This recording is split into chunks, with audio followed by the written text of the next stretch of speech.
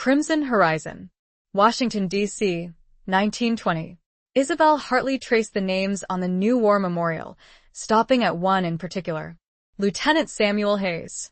The man she had loved. The man she had buried. But beneath his name, freshly carved into the stone, were three more words. I am alive. Chapter 1. The Whispers of Stone. The granite was cold beneath Isabel Hartley's fingertips, a stark contrast to the humid Washington, D.C. air that clung to her like a shroud. The newly erected war memorial stretched before her, a testament to loss, a monument to sacrifice. Hundreds of names, thousands perhaps, each representing a life cut short, a future stolen by the ravenous maw of the Great War. She had come, as she did every month, to pay her respects, to find solace in the shared grief etched into the stone. Isabel's gloved hand trembled slightly as she traced the familiar letters. Lieutenant Samuel Hayes. Her Samuel. The man she had loved with the fierce, untamed passion of youth. The man she had promised to wait for, a promise whispered beneath the blossoming cherry trees of the tidal basin, a lifetime ago. The man she had mourned, a grief so profound it had hollowed her out, leaving her a mere shell of the woman she once was. She had received the telegram, crisp and impersonal, bearing the devastating news of his death in the Argonne forest. She had seen the flag-draped coffin, a stark symbol of finality. She had buried him, or so she thought. Her gaze drifted downwards, following the familiar contours of his name, and then stopped. Beneath his name, freshly carved into the unyielding stone, were three more words. 3 words that shattered the carefully constructed walls of her grief. 3 words that ripped through the fabric of her reality. I am alive.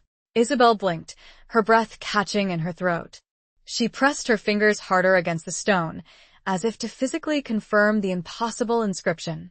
The words remained, stark and undeniable, mocking the years of mourning, the tears shed, the life she had painstakingly rebuilt from the ashes of loss. It was a cruel joke, a phantom limb of hope reaching out from the grave. Or was it? A wave of dizziness washed over her. She swayed slightly, clutching at the memorial for support. The whispers of the crowd around her, the rustling of leaves in the nearby trees, the distant rumble of a passing car all faded into a muted hum. Her world narrowed, focused solely on those 3 words. I am alive. Her mind, a whirlwind of conflicting emotions, struggled to grasp the implications. Could it be a mistake? A clerical error? A cruel prank played by some heartless individual? But the precision of the carving, the deliberate placement beneath Samuel's name, argued against such simple explanations. It was too specific, too intentional. A flicker of something she hadn't felt in years, of fragile, nascent hope ignited within the desolate landscape of her heart. It was a dangerous emotion, this hope. It threatened to unravel the carefully constructed tapestry of her new life, a life built on the acceptance of loss, on the quiet resignation of a future without him. She had learned to live with the ghost of Samuel, to carry his memory like a cherished, if painful, locket. But this was a resurrection, a tearing open of wounds she thought had long since healed. Isabel remembered the day they had met. A chance encounter at a Red Cross fundraising gala. He, a young, dashing lieutenant, brimming with idealism and a quiet intensity that had drawn her in like a moth to a flame.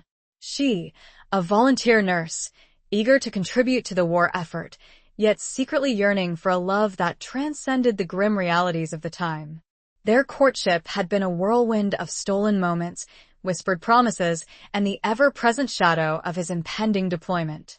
She recalled the agonizing farewell at Union Station, the train whistle a mournful cry that echoed the tearing of her heart.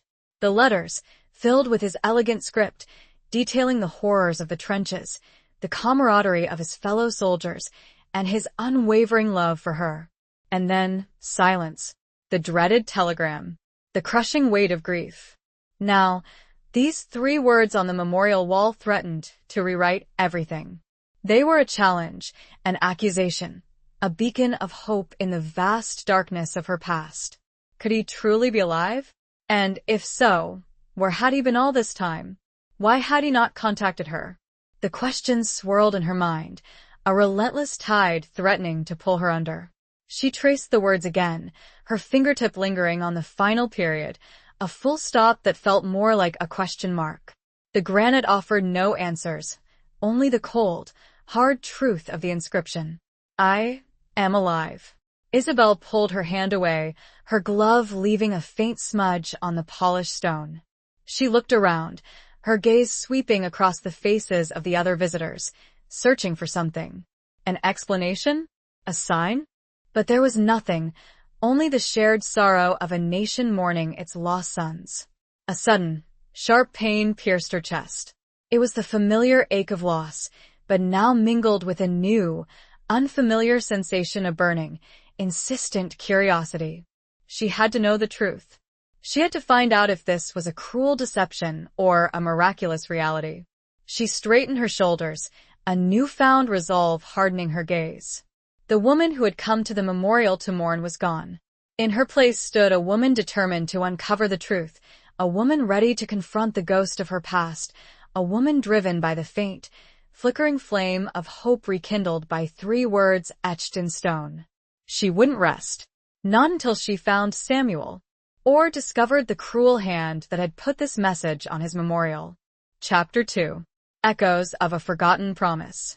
The cool evening air did little to soothe the feverish heat that coursed through Isabel's veins. She walked briskly, her heels clicking a sharp rhythm on the cobblestone streets of Georgetown, the echoes a counterpoint to the frantic beat of her heart.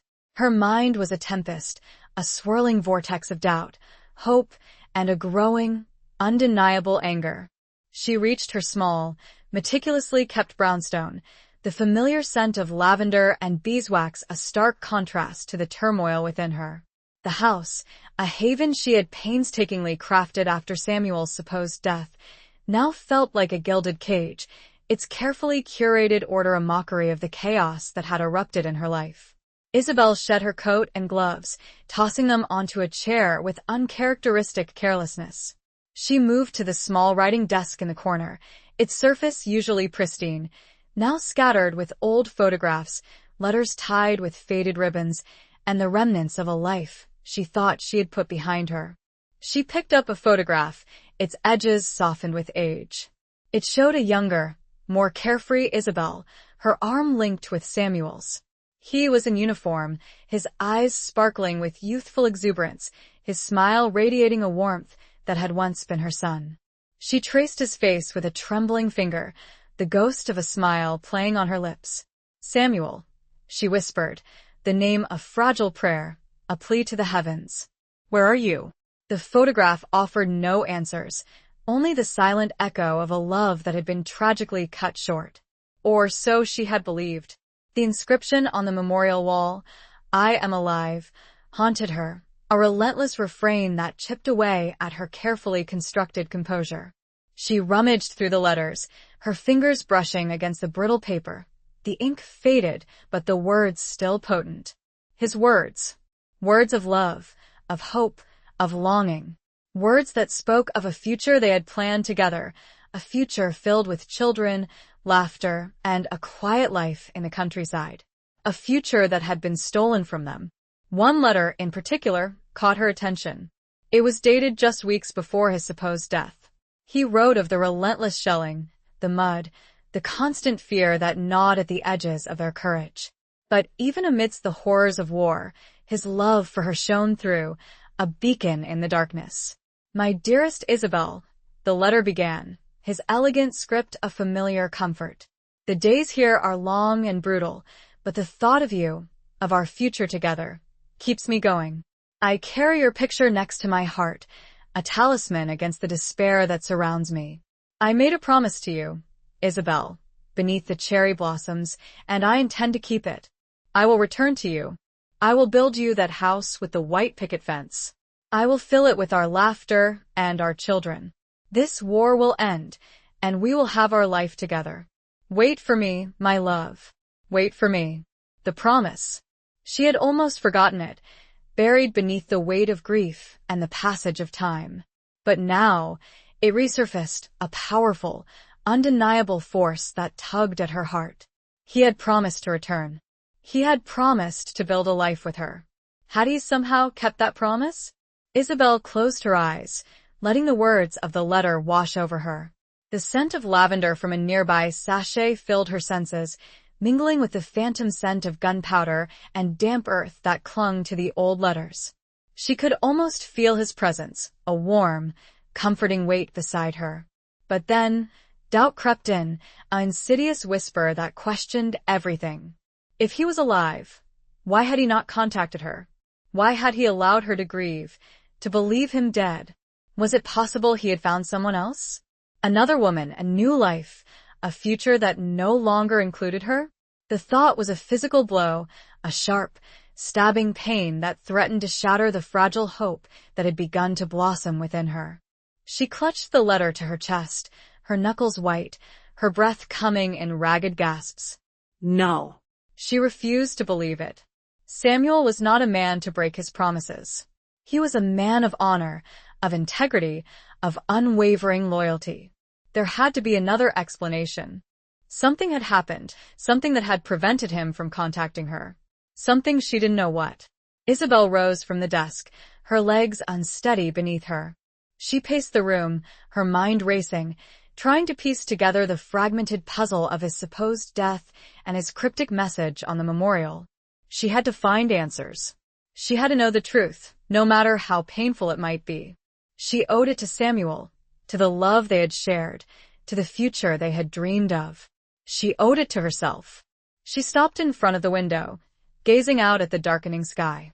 The city lights twinkled like fallen stars, a stark contrast to the black void of uncertainty that stretched before her. A sudden thought struck her. The telegram. The official notification of his death. Where was it? She rushed back to the desk, frantically searching through the drawers. She found it tucked away in a small, velvet-lined box, along with his dog tags and a few other treasured mementos. The telegram was crisp and impersonal, bearing the official seal of the War Department. It stated, in stark, unemotional terms, that Lieutenant Samuel Hayes had been killed in action in the Argonne Forest on October 12, 1918. The telegram offered no details, no explanation, only the cold, hard fact of his death. Isabel stared at the telegram, her eyes scanning the words again and again, as if searching for some hidden clue, some subtle hint that might shed light on the mystery. But there was nothing. Only the official declaration of his death. A surge of anger, hot and fierce, coursed through her. Someone was lying. Either the War Department had made a colossal mistake, or Samuel himself was involved in some elaborate deception. And she was determined to find out which. She carefully folded the telegram and placed it back in the box. She closed the lid, a decisive click that echoed in the silent room. A new resolve hardened her features, erasing the lines of grief and replacing them with a fierce determination. She would start with the War Department. She would demand answers.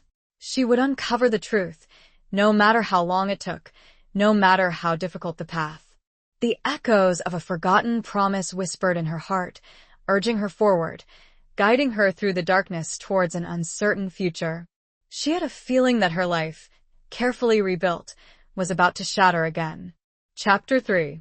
The Telegram and the Tear-Stained Silk. The War Department loomed, a monolithic structure of granite and steel, an embodiment of bureaucratic power and impersonal efficiency. Isabel felt a tremor of unease as she approached, the imposing facade mirroring the daunting task ahead. The building seemed to swallow people whole, spitting them out hours later, often with more questions than answers. Clutching her handbag, which contained the telegram and Samuel's letters, she mounted the steps, her heart pounding a nervous rhythm against her ribs. The heavy oak doors swung open with a groan, revealing a cavernous lobby filled with the hushed murmur of voices, the clatter of typewriters, and the pervasive scent of old paper and stale coffee. Isabel approached the information desk, her voice slightly shaky despite her outward composure. "I need to speak with someone regarding a discrepancy in a casualty report," she said, her words carefully chosen. The clerk, a middle-aged woman with a bored expression and a tightly coiled bun, barely glanced up. Name and date of death. She droned, her fingers poised over a massive ledger. Lieutenant Samuel Hayes, Isabel replied, her voice gaining strength. October 12, 1918. The clerk flipped through the ledger, her finger tracing the columns of names, a litany of loss. Hayes Samuel, yes, here it is. Killed in action, Argonne Forest. Next of kin notified. She looked up, her expression unchanged. Is there a problem? Yes, Isabel said, her voice firm. There is a significant problem. I believe Lieutenant Hayes may still be alive. The clerk raised a skeptical eyebrow.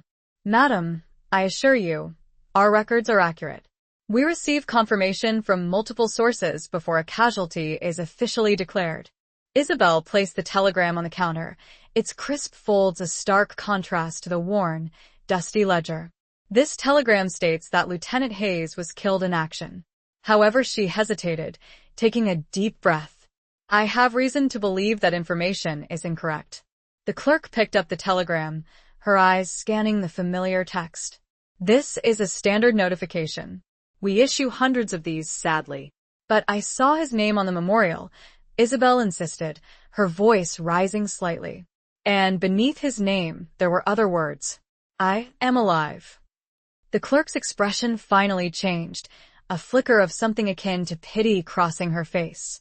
Madam, grief can play tricks on the mind. It's not uncommon for people to see things, to hear things, to imagine things that aren't there. I am not imagining this, Isabel said, her voice sharp. I saw it. I touched it. It was there, carved into the stone. The clerk sighed, a weary sound that spoke of countless encounters with grieving relatives. I understand this is difficult, but I assure you, Lieutenant Hayes is deceased. Our records are definitive.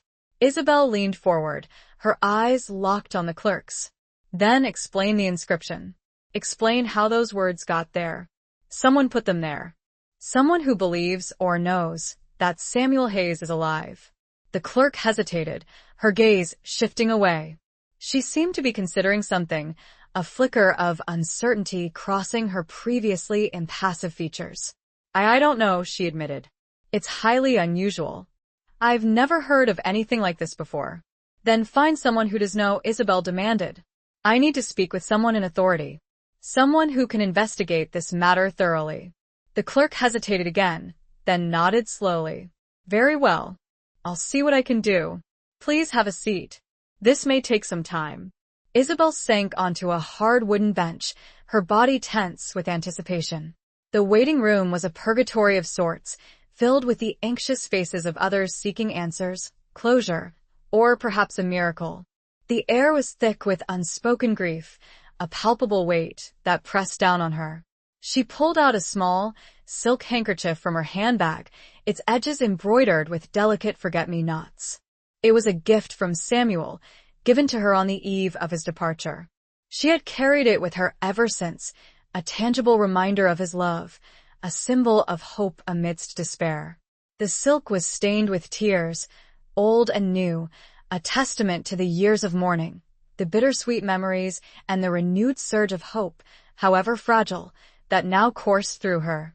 She clutched the handkerchief tightly, her fingers tracing the embroidered flowers, their delicate beauty a stark contrast to the harsh reality of the War Department's cold, impersonal bureaucracy. Hours passed, the slow, agonizing tick of the clock a constant reminder of the uncertainty that hung over her. The waiting room gradually emptied, then filled again, a revolving door of grief and hope. Isabel remained seated, her body aching, her mind racing. Finally, after what seemed like an eternity, the clerk reappeared. Mrs. Hartley? She said, her voice softer than before. A Mr. Thompson will see you now. He's in charge of casualty records. Isabel rose, her legs stiff, her heart pounding. She followed the clerk through a maze of corridors, each lined with identical doors, each hiding a story of loss, of sacrifice, of bureaucratic red tape. They stopped in front of a door marked Walter Thompson, head of casualty records. The clerk knocked softly, then opened the door, ushering Isabel inside. The office was small and cluttered, filled with stacks of files, overflowing in baskets, and the pervasive scent of old paper. A man with thinning hair and tired eyes sat behind a large desk, his gaze fixed on a mountain of paperwork. He looked up as Isabel entered, his expression weary but not unkind. "Mrs. Hartley?" he said, his voice raspy. "Please sit down." Isabel sat, her hands clasped tightly in her lap. She told him everything, her voice trembling at times, but unwavering in her conviction. She showed him the telegram, Samuel's letters, and described the inscription on the memorial in vivid detail. Mr. Thompson listened patiently, his expression unreadable. When she had finished, he leaned back in his chair, his fingers steepled in front of him. "Mrs. Hartley," he said slowly, "I understand your distress, and I appreciate the unusual nature of your claim. However, I must tell you that the possibility of Lieutenant Hayes being alive is extremely remote." "But not impossible," Isabel countered, her voice firm. Mr. Thompson sighed. "No, not impossible, but highly improbable. We have multiple confirmations of his death. Eyewitness accounts, reports from his commanding officer. The evidence is overwhelming." "But what about the inscription?" Isabel insisted. "Someone put it there." "Someone who believes he's alive." Mr. Thompson hesitated. "That is a puzzle," he admitted. "I have no explanation for it. It's certainly not something we authorized." "Then who did?" Isabel asked, her voice rising slightly. "And why?" "I don't know," Mr. Thompson said. "But I promise you, I will look into it. I will review Lieutenant Hayes's file thoroughly. I will check with our contacts in France. I will do everything I can to find out the truth." Isabel looked at him, her eyes searching his. She saw a flicker of genuine concern in his weary gaze, a hint of compassion beneath the bureaucratic facade. "Thank you," she said, her voice softer now. "That's all I ask." "It may take some time," Mr. Thompson warned. "These things are not always straightforward. There are channels to go through, protocols to follow." "I understand," Isabel said. "But I'm not giving up. I need to know the truth. For Samuel and for myself." She stood to leave, a glimmer of hope, however faint, flickering within her. Mr. Thompson's promise, while not a guarantee, was a start. It was a crack in the wall of certainty, a sliver of light in the darkness. As she walked out of the War Department, the setting sun cast long shadows across the city, painting the sky in hues of orange and purple. The air was cooler now, a refreshing breeze that carried the scent of distant rain. She clutched the tear-stained silk handkerchief in her hand. The investigation had begun, and she sensed, with a growing certainty, that this was only the beginning of a much longer, more arduous journey. A journey she felt in her bones Samuel was now, somehow, taking with her. Chapter 4. Across the Sea of Ghosts. The weeks following her visit to the War Department were a torment of waiting and uncertainty. Isabel received a few terse, formal letters from Mr. Thompson, each assuring her that the investigation was ongoing, but offering no concrete details, no hint of progress. The silence was a heavy weight, pressing down on her, fueling her anxieties and doubts. She found herself increasingly drawn to the sea. The vast, restless expanse of the Atlantic mirrored the turmoil within her, its waves crashing against the shore, a constant reminder of the distance that separated her from Samuel, from the truth.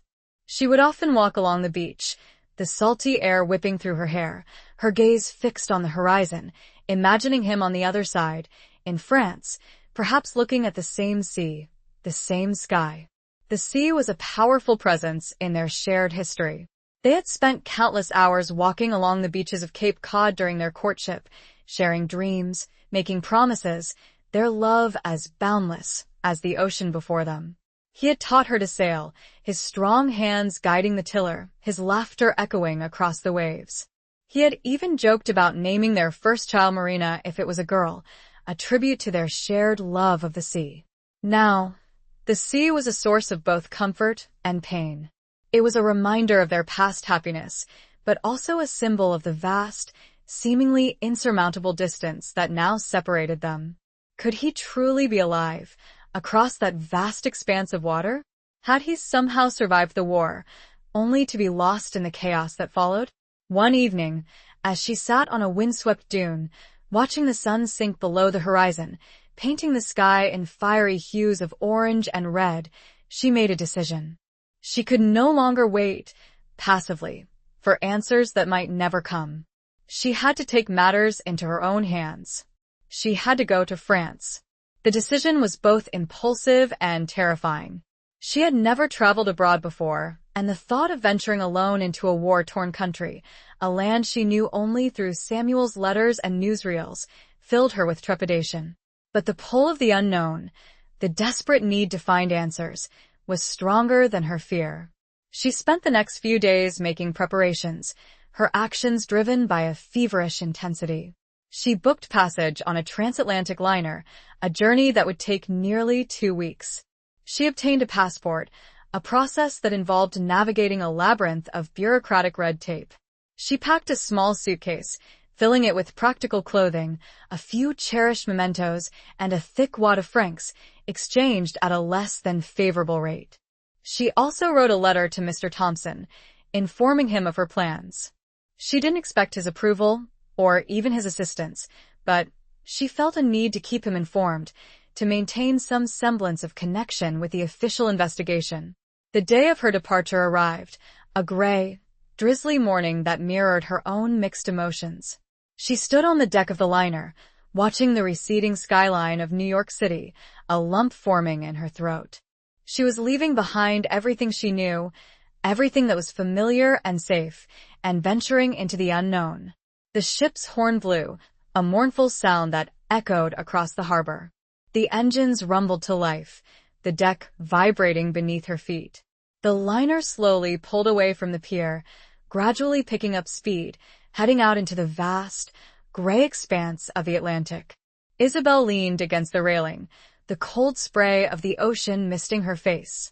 She closed her eyes, letting the sea air fill her lungs, trying to calm the frantic beat of her heart. She was crossing a sea of ghosts, a sea that held the memories of countless lives lost, of dreams shattered, of loves torn apart. She thought of Samuel, of his letters, of his unwavering love for her. She thought of the inscription on the memorial wall, "I am alive," a message that had set her on this improbable journey. She clung to that message, to that fragile hope, as she sailed across the ocean, towards a land ravaged by war, towards an uncertain future, towards the possibility, however remote, of finding the man she had loved and lost, and perhaps loved still. The journey was long and arduous. The sea was rough, the ship tossing and rolling, making sleep difficult. The other passengers were a mix of returning veterans, war brides, and a few adventurous souls seeking a new life in Europe. Isabel kept to herself, her mind preoccupied with her quest, her heart heavy with anticipation and dread. She spent hours on deck, staring out at the endless expanse of water, her thoughts drifting between hope and despair. She reread Samuel's letters, their familiar words a source of comfort and strength. She studied maps of France, trying to familiarize herself with the places he had mentioned, the battlefields where he had fought, the towns he had passed through. She also spent time in the ship's library, poring over newspapers and magazines, searching for any information about the Argonne Forest, about the American Expeditionary Forces, about the aftermath of the war. She learned about the devastating losses, the millions of lives lost, the shattered landscapes, the lingering trauma that haunted the survivors. The more she learned, the more daunting her task seemed. France was a vast country, still reeling from the effects of war. Finding one man, a man who might not even want to be found, seemed like an impossible feat, but she refused to give up. She had come this far, driven by a love that defied logic, a hope that refused to be extinguished. She had to keep going, to follow the trail, however faint, to its ultimate conclusion. As the ship neared the coast of France, a sense of anticipation, mixed with a growing unease, filled her. She was about to enter a world that was both familiar and foreign, a world shaped by the horrors of war, a world where the past clung to the present like a persistent shadow. She was about to enter Samuel's world, and she had no idea what she would find there. The cliffs of France were a stark contrast to the smooth horizon she'd grown used to, and they mirrored the jagged uncertainty of her path. Chapter 5. The Streets of Amiens.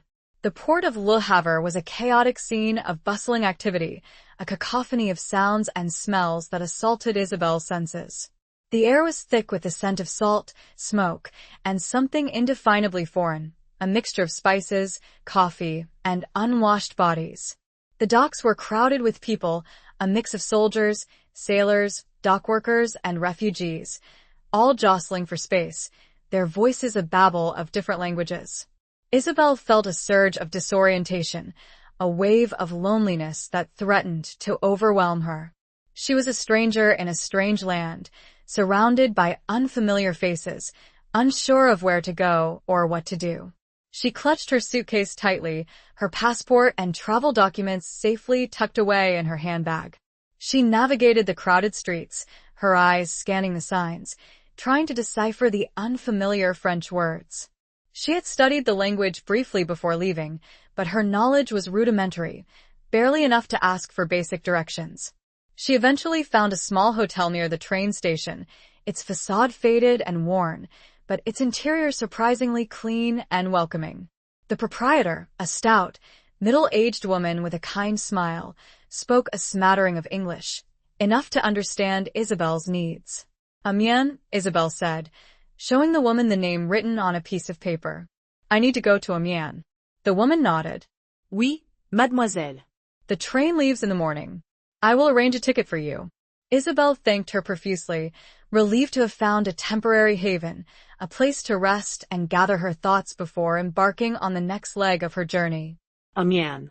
It was a name that had appeared frequently in Samuel's letters. He had been stationed near the city for several months before being transferred to the Argonne forest. It was a major railway hub, a strategic location that had seen heavy fighting during the war. It was also, Isabelle hoped, a place where she might find some clue to his whereabouts, some trace of his presence. The train journey to Amiens was a blur of rolling countryside, shattered villages, and the ever-present scars of war. Isabelle gazed out the window, her heart heavy with the weight of the devastation she witnessed. Fields were pockmarked with shell craters, forests were reduced to blackened stumps, and villages were little more than piles of rubble. She saw groups of soldiers, their uniforms tattered and worn, their faces etched with the fatigue and trauma of war. She saw refugees, their belongings piled onto carts, their eyes filled with a haunting emptiness. She saw the lingering signs of a conflict that had ravaged a nation, leaving behind a trail of destruction and despair. Amiens itself was a city struggling to recover. The streets were filled with rubble, buildings were scarred with bullet holes and shrapnel damage, and the air hung heavy with the scent of dust and decay. But amidst the destruction, there were signs of life, of resilience, of a people determined to rebuild their shattered city. Isabelle found a small pension near the cathedral, a towering Gothic structure that had miraculously survived the worst of the shelling. The room was simple but clean, with a narrow bed, a wash basin, and a window that overlooked a courtyard filled with potted plants. She unpacked her suitcase, her movements slow and deliberate. She hung up her clothes, placed her few mementos on the bedside table, and sat on the edge of the bed, her mind racing. She had arrived in Amiens. She was in Samuel's world. But where did she begin? How did she find one man in a city of thousands, a city still reeling from the aftermath of war? She pulled out Samuel's letters, her fingers tracing the familiar script. She reread them, searching for any clue, any detail that might help her in her quest. She focused on the letters he had written from Amiens, looking for names, places, any reference that might lead her to someone who had known him. She found a few names, mostly fellow soldiers in his unit. She also found mentions of a local café, Le Chat Noir, where he and his comrades often gathered. It was a long shot, but it was a starting point. She changed her clothes, putting on a simple but elegant dress, a touch of defiance against the grim surroundings. She pinned her hair up, adding a touch of rouge to her cheeks, trying to project an image of confidence and determination. She left the pension, stepping out into the bustling streets of Amiens. The city was a maze of narrow cobblestone lanes, lined with shops, cafes, and the remnants of bombed-out buildings. The air was filled with the sounds of conversation, the clatter of horse-drawn carts, and the distant rumble of trains. She asked for directions to Le Chat Noir, her French halting but understandable. She eventually found it, tucked away on a side street, its sign depicting a black cat with arched back, its eyes gleaming in the dim light. She hesitated for a moment, her heart pounding. This was it. Her first real step in her search for Samuel. She took a deep breath and pushed open the door, entering a world of dimly lit tables, the aroma of coffee and tobacco, and the murmur of conversations. It was a step into a past that might hold the key to her future. She felt the weight of eyes on her, a foreign woman alone. But she held her head high. She had a question to ask, a name to speak, and a love to reclaim, or finally, truly, lay to rest. Chapter 6. The scent of lavender and gunpowder. The air inside Le Chat Noir was thick with the mingled scents of strong coffee, Gaulois cigarettes, and something else, something subtly familiar that tugged at Isabelle's memory lavender. It was a faint, elusive scent, barely discernible amidst the stronger aromas, but it was there, a whisper of the past, a ghost of Samuel's presence. He had always loved the scent of lavender, carrying a small sachet of it in his pocket, a reminder of home, of her. The cafe was crowded, mostly with men, many in uniform, their faces weathered and lined, their eyes reflecting the lingering shadows of war. There were a few women too, some in nurses' uniforms, others in the simple, practical clothing of working-class citizens. The atmosphere was subdued, a mixture of quiet conversations, the clinking of glasses, and the occasional burst of laughter. Isabelle felt a wave of nervousness, a sense of being an outsider, an intruder in this intimate, male-dominated world. But she steeled her resolve, reminding herself why she was here. She approached the bar, where a burly man with a handlebar mustache and a stained apron was polishing glasses. "Excusez-moi," she said, her French hesitant but clear. Parlez-vous anglais? The man looked up, his eyes assessing her with a mixture of curiosity and suspicion. "Un peu," he replied, his voice gruff. "A little." "I am looking for information," Isabelle said, her voice gaining strength. "About an American soldier. Lieutenant Samuel Hayes. He used to frequent this cafe during the war." The man's expression remained unchanged, but a flicker of recognition crossed his eyes. "Hayes," he repeated, his brow furrowed. "The name is familiar. There were many American soldiers here during the war." "He was with the 77th Infantry Division," Isabelle added, recalling the information from Samuel's letters. He was a tall man, with dark hair and blue eyes. The man pondered for a moment, his gaze drifting towards the back of the cafe, where a group of men were huddled around a table, their voices low and intense. He then looked back at Isabelle, his expression softening slightly. "I remember a Lieutenant Hayes," he said slowly. "A quiet man, but a good man. He often sat in that corner." He gestured towards a small table near the window, reading or writing letters. Isabelle's heart skipped a beat. Do you know what happened to him?" she asked, her voice trembling. "He was reported killed in action." The man's gaze met hers, a mixture of sympathy and something else, something she couldn't quite decipher, in his eyes. "Many good men were killed," he said quietly. "The war, it was a terrible thing. But do you know anything specific?" Isabelle persisted. "Anything about his death?" The man hesitated, his gaze shifting away. He seemed to be weighing his words, considering something carefully.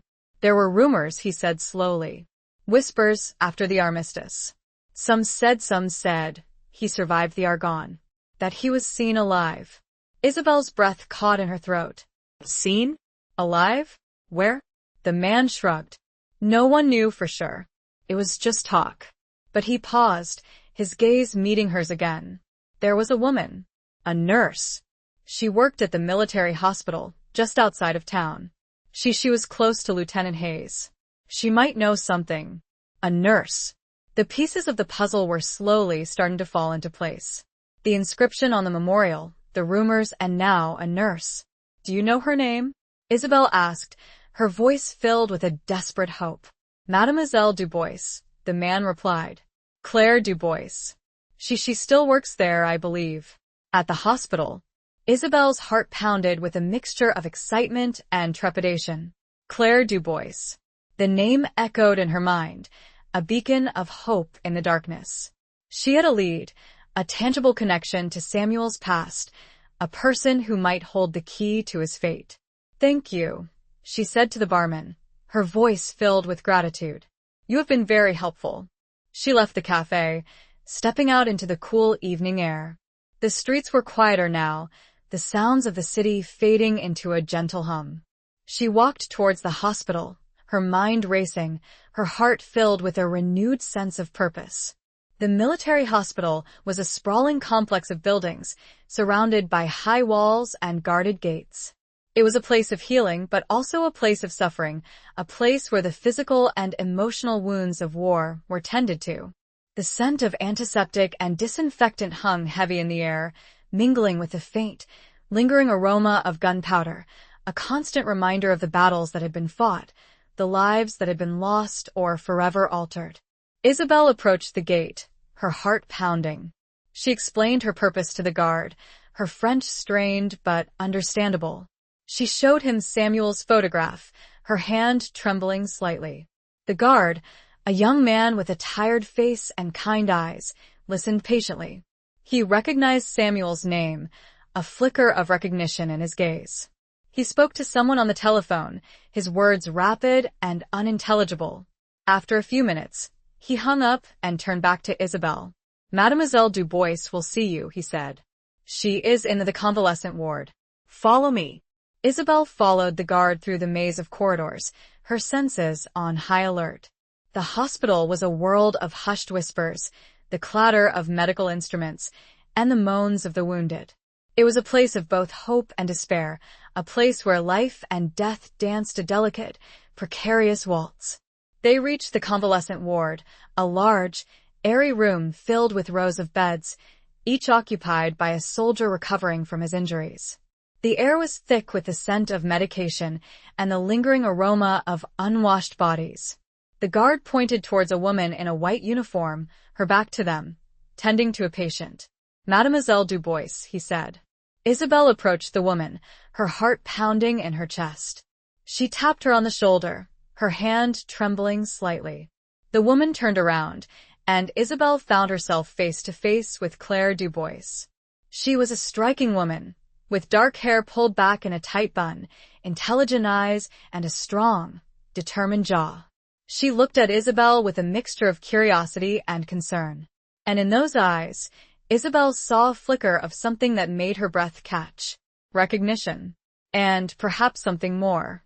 The faint scent of lavender clung to her uniform. Chapter 7. The Man with Haunted Eyes. Mademoiselle Dubois? Isabel said, her voice a nervous whisper. I am Isabel Hartley. I was engaged to Lieutenant Samuel Hayes. Claire Dubois's eyes widened slightly, a flicker of surprise crossing her face. She studied Isabel intently, her gaze searching, probing. There was a moment of silence, a heavy stillness that hung between them, broken only by the soft moans of the patients and the distant clatter of medical equipment. Lieutenant Hayes, Claire said finally, her voice soft, her English tinged with a delicate French accent. Yes, I remember him. He was a patient here. A long time ago. He was reported killed in action, Isabel said, her voice trembling. In the Argonne forest. But I have reason to believe that he may still be alive. Claire's expression remained guarded, but a flicker of something sympathy, perhaps, or understanding crossed her face. The war, it was a chaotic time, mademoiselle. Many things were uncertain. Records were lost. Mistakes were made. I saw his name on the memorial in Washington. Isabel continued, her voice rising slightly. And beneath his name there were words. I am alive. Claire's eyes widened again, this time with a mixture of shock and something else. Something Isabel couldn't quite decipher. Of fear? I don't understand, Claire said, her voice faltering. Why would someone write that? That's what I'm trying to find out, Isabel said. The barman at Le Chat Noir told me you were close to Samuel. That you might know something. Claire hesitated, her gaze shifting away. She seemed to be struggling with something, wrestling with an internal conflict. The silence stretched between them, thick with unspoken emotions. He was a good man, Lieutenant Hayes, Claire said finally, her voice low. A kind man. He suffered greatly, both physically and emotionally. Do you know if he survived the Argonne?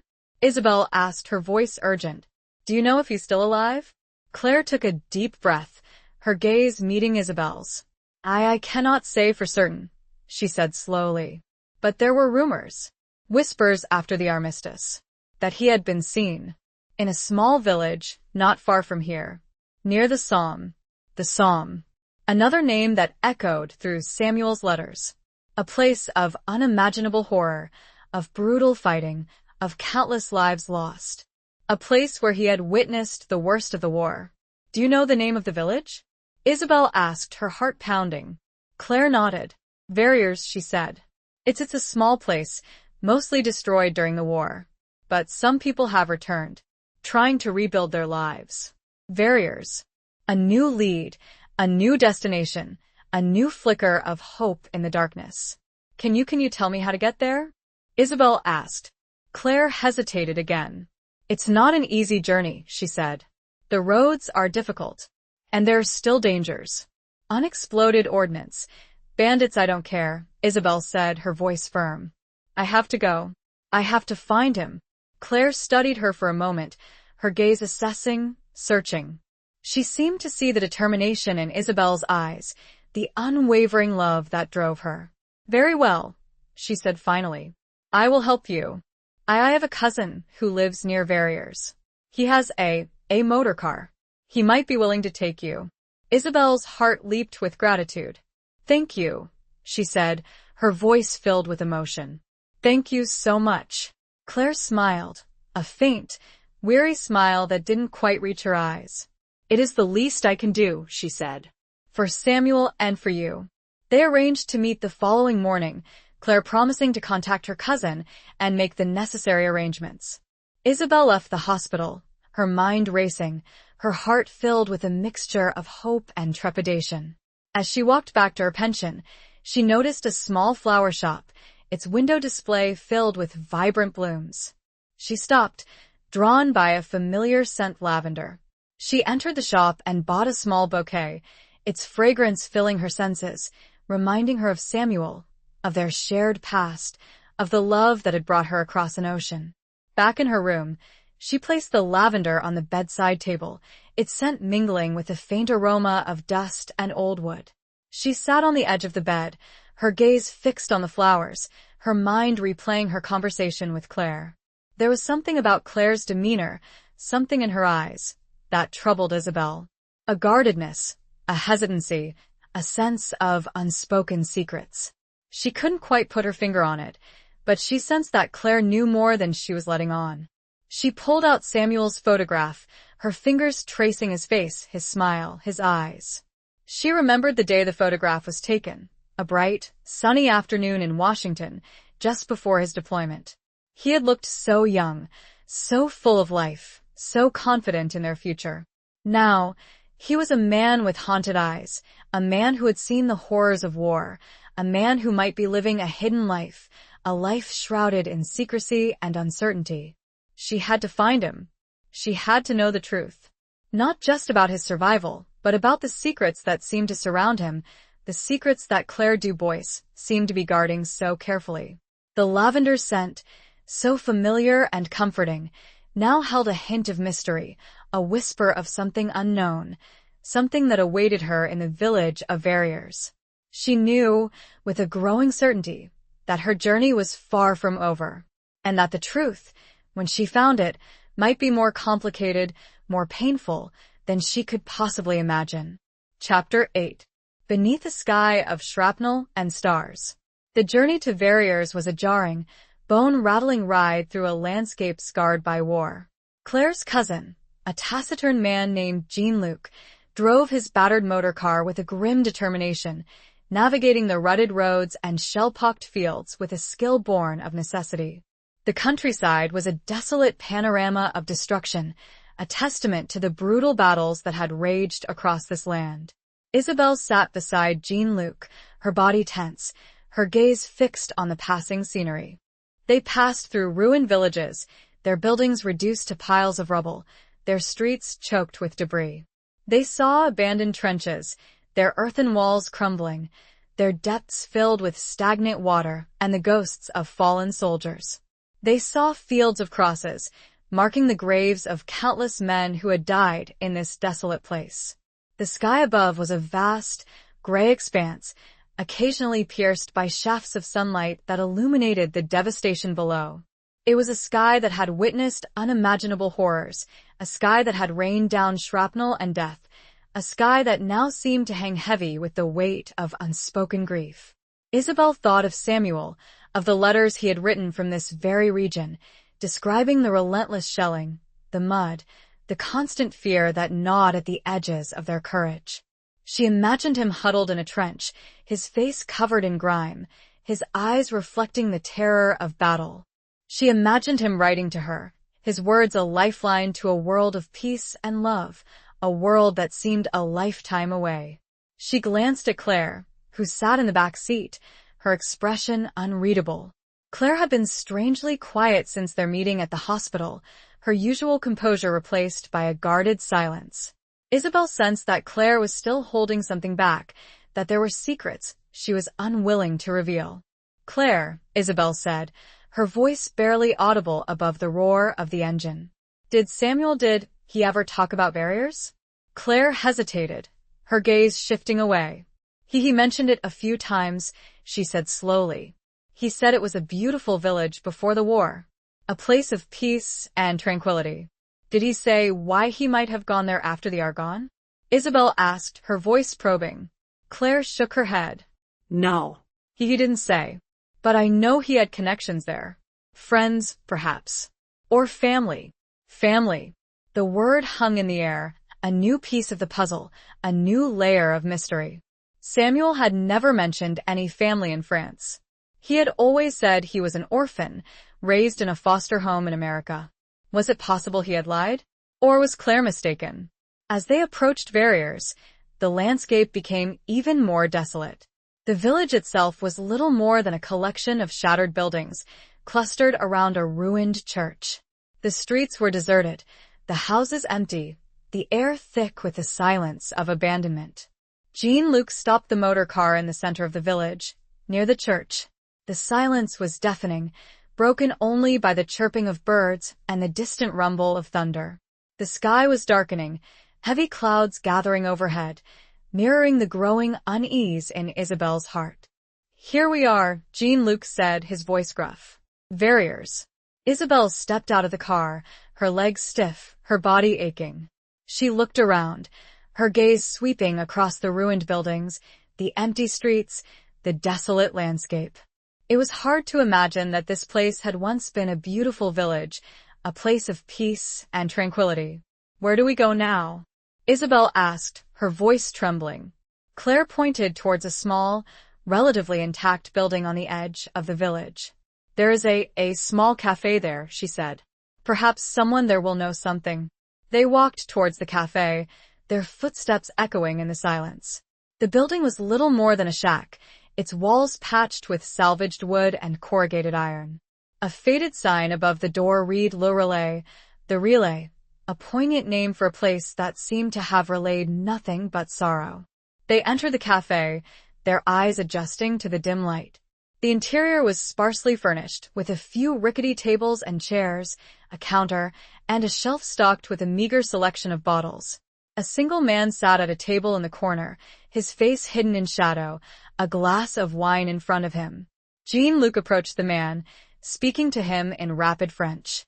The man looked up, his eyes squinting in the dim light. He was an older man, his face weathered and lined, his hair gray and thinning. He studied Isabel and Claire with a mixture of curiosity and suspicion. Jean-Luc gestured towards Isabel. "This woman, she is looking for someone. An American soldier. Lieutenant Samuel Hayes." The man's expression changed, a flicker of recognition crossing his face. He spoke to Jean-Luc in a low voice, his words unintelligible to Isabelle. Jean-Luc turned back to Isabelle. He says he knows the man you're looking for. He says he is called Sam. He lives just outside the village, in an old farmhouse. Isabelle's heart leaped with a mixture of hope and disbelief. He was here. He was alive. He was close. Can you take me to him? Isabelle asked, her voice trembling. The old man nodded. He rose from his table, his movements slow and deliberate. He led them out of the cafe, back into the gathering gloom. They walked along a dirt track, past ruined buildings and overgrown fields, towards a distant farmhouse, silhouetted against the darkening sky. As they approached the farmhouse, Isabelle saw a figure standing in the doorway, watching them. A tall figure, his body silhouetted against the faint light emanating from within. Her heart pounded in her chest, her breath catching in her throat. It was him. She knew it. She felt it. The old man stopped a short distance from the farmhouse. He pointed towards the figure in the doorway. Sam, he said, his voice a hoarse whisper. Isabelle stepped forward, her legs trembling, her eyes fixed on the figure in the doorway. The figure moved, stepping out into the fading light. And as he did, Isabelle saw his face. It was Samuel, but not the Samuel she remembered. This Samuel was older, his face weathered and lined, his eyes filled with a deep, haunting sadness. A sadness that mirrored the approaching storm, the broken village, and the secrets that seemed to weigh upon him like the heavy, pregnant clouds above. Chapter 9. The Lies We Tell Ourselves. He stood there, silhouetted against the dim light of the farmhouse, a ghost resurrected from the ashes of her past. He was older, yes, his face etched with the lines of hardship and experience, but it was undeniably him. Samuel, the man she had loved, mourned, and now, miraculously, found. But the Samuel she remembered, the young, idealistic lieutenant brimming with hope and laughter, was gone. In his place stood a man haunted by shadows, his eyes filled with a deep, unsettling sadness that sent a shiver down her spine. He was a stranger wearing a familiar face. Samuel? Isabelle whispered, her voice barely audible, her heart pounding against her ribs like a trapped bird. He didn't answer immediately, his gaze fixed on her, his expression unreadable. It was a look of recognition, yes, but mingled with something else. Surprise? Fear? Resignation? She couldn't tell. Isabelle? He said finally, his voice a hoarse whisper, his American accent tinged with a hint of something foreign, something French. The sound of his voice, uttering her name, sent a wave of emotion crashing over her. Relief, joy, confusion, and a growing, undeniable unease. It's really you, she said, her voice trembling. But how? The telegram, the memorial. I thought. He took a step towards her, his movements slow and deliberate, as if he were approaching a frightened animal. I know, he said, his voice low. I can explain. But not here. Come inside. He turned and walked back into the farmhouse, leaving Isabelle standing there, her mind reeling, her heart a chaotic mix of conflicting emotions. She followed him, her steps hesitant, her senses on high alert. The interior of the farmhouse was dimly lit, illuminated by a single oil lamp that cast long, flickering shadows across the rough-hewn walls. The air was thick with the scent of wood smoke, damp earth, and something else, something faintly familiar, lavender. The room was sparsely furnished, with a simple wooden table, a few chairs, a cot in the corner, and a fireplace where a small fire crackled merrily. It was a rustic, almost primitive dwelling, a far cry from the life they had planned together, the house with a white picket fence. Samuel gestured towards a chair. Sit down, Isabelle. She sat, her body tense, her gaze fixed on him. He stood by the fireplace, his back to the flames, his face illuminated by the flickering light. He looked at her, his eyes searching, probing, as if trying to decipher the emotions that were swirling within her. I don't understand, Isabelle said, her voice breaking. How can this be? How can you be alive? He sighed, a weary sound that spoke of burdens carried, of secrets kept. It's a long story, he said. A complicated story. I have time, Isabel said, her voice firm. I've come a long way. I deserve an explanation. He nodded slowly. You do, he said. And I will give you one. But it's not going to be easy. For either of us. He began to speak, his voice low and hesitant at first, then gaining strength as he delved into the past, into the events that had led him to this remote farmhouse, to this hidden life. He told her about the Argonne forest, about the relentless shelling, the chaos, the carnage. He told her about being wounded, not fatally, as the telegram had reported, but severely enough to be left for dead. He told her about being found by a French farmer, a man named Pierre, who had taken him in, nursed him back to health, and hidden him from the authorities. I was a deserter, Isabel, he said, his voice filled with shame. I couldn't go back. I couldn't face the war anymore. I had seen too much, done too much. I was broken. Isabel listened in stunned silence, her mind struggling to grasp the enormity of his confession. He was a deserter. The man she had loved, the man she had believed to be a hero, was a coward. But the memorial, she said, her voice barely a whisper. The inscription, I am alive. He looked away, his gaze fixed on the flickering flames. That was Claire, he said. Claire Dubois. She knew I was alive. She helped me. She put the inscription on the memorial hoping you would see it. Hoping you would come. Claire.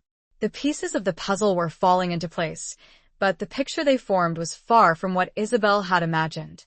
It was a picture of deception, of betrayal, of a love triangle born out of the chaos and trauma of war. Why? Isabel asked, her voice trembling. Why would she do that? Why would she bring me here? He looked at her then, his eyes filled with a deep, agonizing sadness. Because she loves me, Isabel, he said. And I love her. The words hit Isabel like a physical blow, a sharp, stabbing pain that pierced her heart. She had come across an ocean, searching for a ghost, only to find a man who had built a new life, a life that no longer included her. A life with another woman. The woman who had helped him hide, the woman who had sent for her. I don't understand, she said, her voice shaking. You promised me. You said I know what I promised, he interrupted, his voice harsh. But that was a lifetime ago. Before the war changed everything. Before I became someone else. He looked at her, his eyes pleading for understanding, for forgiveness. But Isabel felt only a cold, hard knot of betrayal forming in her chest. The lies they had told themselves, the lies he had told her, the lies Claire had perpetuated, they were all crumbling around her, revealing a truth that was far more painful than she could have ever imagined. The scent of lavender, once a comfort, now felt like a cruel mockery. The farmhouse, a symbol of his new life, felt like a prison. And Samuel, the man she had loved, was a stranger, a ghost who had chosen to remain lost. Chapter 10. A Dance in the Ruins. The silence that followed Samuel's confession was heavy, thick with unspoken emotions, with the shattered remnants of a love that had once seemed unbreakable. Isabel sat there, numb with disbelief, her mind struggling to reconcile the man before her with the memory of the man she had loved. So, she said finally, her voice flat, devoid of emotion, what now? Samuel looked at her, his eyes filled with a mixture of guilt, regret, and a lingering tenderness that only deepened her pain. I don't know, he said. I never expected you to come. I thought you were better off believing I was dead. Better off? Isabel repeated, her voice rising slightly. Better off living a lie? Better off mourning a man who is alive and well, living a new life with another woman? It wasn't like that, Samuel said, his voice defensive. I didn't plan this. It just happened. The war, it changed me, Isabel. It broke me. I couldn't go back to the life we had planned. I couldn't be the man you remembered. And Claire? Isabel asked, her voice sharp. What about her? Did you plan that too? He looked away, his gaze fixed on the floor. Claire, she saved my life, he said. She nursed me back to health. She protected me. She understood me. In a way you couldn't. Not after what I'd been through. So you just replaced me? Isabel said, her voice trembling. You erased me from your life and started anew. With her? It wasn't like that, Samuel repeated, his voice pleading. I still care about you, Isabel. I always will. But I love Claire. I've built a life with her. A quiet life, away from the war, away from the memories. Isabel stood up, her legs unsteady beneath her. She walked to the window, looking out at the ruined village, the desolate landscape, the gathering darkness. It was a fitting backdrop for the shattered remains of her hopes, her dreams, her love. I should go, she said, her voice cold. Samuel didn't try to stop her. He knew there was nothing he could say, nothing he could do, to mend the broken pieces of their past. As Isabel turned to leave, she saw Claire standing in the doorway, her face pale, her eyes filled with a mixture of sadness and triumph. Isabel, Claire said, her voice soft. I am sorry. I know this is difficult, but I love him, and he loves me. We have a life together here. Isabel looked at her, her gaze unwavering. I understand, she said, her voice surprisingly calm. You don't need to apologize. He made his choice, and I need to make mine. She walked past Claire, out of the farmhouse, into the cool night air. The rain had started to fall, a gentle drizzle that washed over her, cleansing her, healing her. She walked back towards the village, her steps slow and deliberate. She didn't look back. She didn't want to see Samuel, or Claire, or the farmhouse that represented the life she had lost, the life that had never truly been hers. As she reached the village, she saw Jean-Luc waiting for her, his motor car idling, its headlights illuminating the rain-soaked street. He looked at her, his expression concerned. Mademoiselle? He said. Are you all right? Isabel nodded. Yes, she said. I am. I need to go back to Amiens. And then I need to go home. Jean-Luc didn't ask any questions. He simply opened the car door for her, his silence a gesture of understanding, of respect. Isabel got into the car, her body numb, her mind strangely clear. The journey back to Amiens was a blur of rain-streaked windows, blurred lights, and the rhythmic thump of the tires on the road. As they drove, Isabel realized that she had found what she was looking for, even though it wasn't what she had expected. She had found the truth, and the truth had set her free. Free from the ghost of Samuel, free from the lies she had told herself, free from the burden of a love that had died long ago, in the trenches of the Argonne forest. She had a new life to build, a life without Samuel, a life without illusions, a life based on truth, on acceptance, on the strength she had found within herself. Back in Amiens, she booked passage on the next available ship to America. She sent a telegram to Mr. Thompson, informing him of her findings, of Samuel's decision to remain in France. She didn't ask for his help or his understanding. She simply stated the facts and left it at that. Before leaving Amiens, she visited Le Chat Noir one last time. She sat at the same table where Samuel used to sit, the table near the window. She ordered a coffee, and she sat there alone, sipping the strong, bitter brew, letting the memories wash over her. She remembered the first time she had met Samuel, the spark that had ignited between them, the love that had blossomed so quickly, so intensely. She remembered the letters he had written, the promises he had made, the future they had dreamed of. And then she remembered the man she had found in Verrières, the man with haunted eyes, the man who had chosen a different path, a different life. She finished her coffee, paid the bill, and left the cafe. She didn't look back. She was ready to move on, to embrace the future, to leave the past behind. As she walked, a strange impulse came over her. Near the cathedral, where street vendors sold trinkets and flowers, Isabel stopped. She purchased a small bouquet, not lavender, but vibrant, joyful sunflowers. A new flower, for a new life. A life she would build not on memory, but on a hard-won, solid foundation of truth. The dance in the ruins was over. It was time to build anew. Chapter 11. The Price of Duty. The transatlantic crossing back to America was a stark contrast to her outward journey. The sea, once a symbol of hope and anticipation, now represented closure, acceptance, and the bittersweet pain of letting go. Isabel spent most of her time on deck, gazing out at the vast expanse of water, her mind replaying the events of the past few weeks, trying to make sense of the shattered fragments of her life. She had found Samuel, but she had lost him again, this time not to death, but to a life he had chosen, a life that excluded her. She had learned the truth, but the truth had been far more complicated, far more painful than she could have ever imagined. She thought of Claire, of the woman's unwavering love for Samuel, of the sacrifices she had made, of the secrets she had kept. She couldn't hate Claire. She could only pity her, and perhaps, in a strange way, admire her. Claire had fought for her love, and she had won. She thought of Samuel, of the man he had been, and the man he had become. She realized that the war had changed him irrevocably, that it had broken him in ways she could never fully understand. She couldn't blame him for seeking solace, for choosing a life of peace and quiet, even if it meant betraying the promises he had made to her. But most of all, she thought of herself, of the journey she had undertaken, of the strength she had found within herself.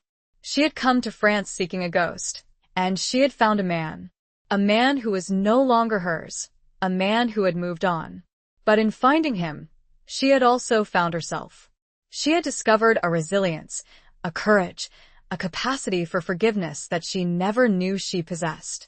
As the ship neared New York, Isabel felt a sense of anticipation, not for a reunion, but for a new beginning. She was returning to a life that was familiar, yet different. She was no longer the same woman who had left a few weeks ago. She was stronger, wiser, and more determined than ever to build a life of her own, a life based on truth, on acceptance, on the lessons she had learned. She had arranged for a car to meet her at the pier. She had decided to return to Washington, to her small brownstone in Georgetown, to the life she had painstakingly built after Samuel's supposed death. It was a life she had thought was over, a life she had been ready to abandon. But now, it was a life she was eager to reclaim, to rebuild, to make her own. As she disembarked, she saw a familiar figure waiting for her, a man in a dark suit, his face etched with concern.